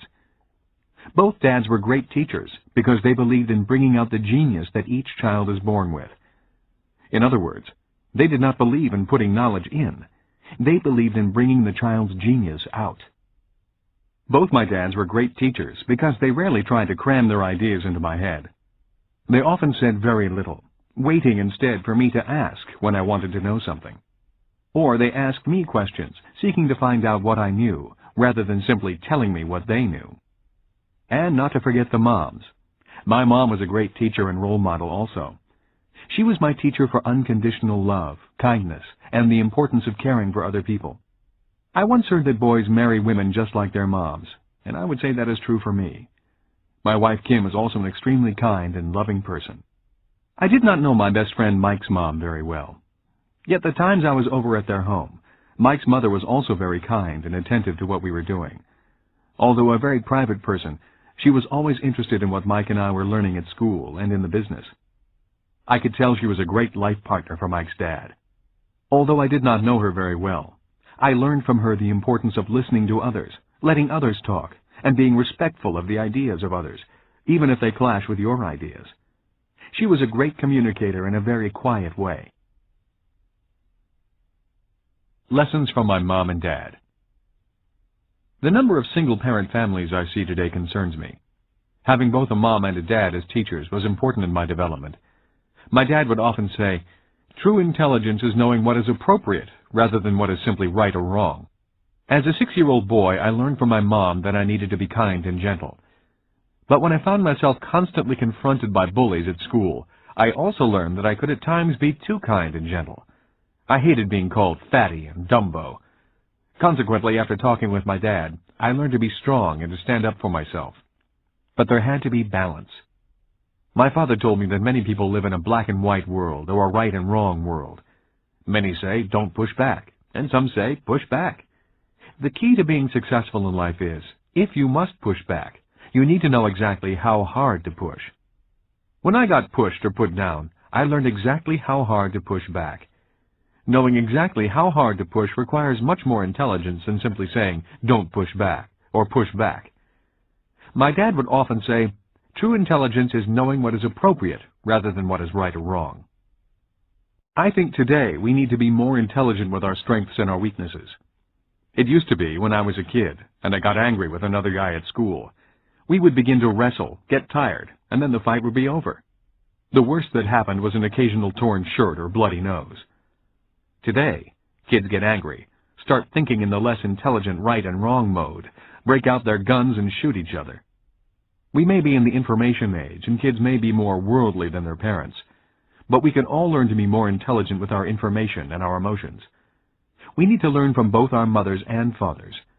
Because of so much more information, we need to be that much more intelligent.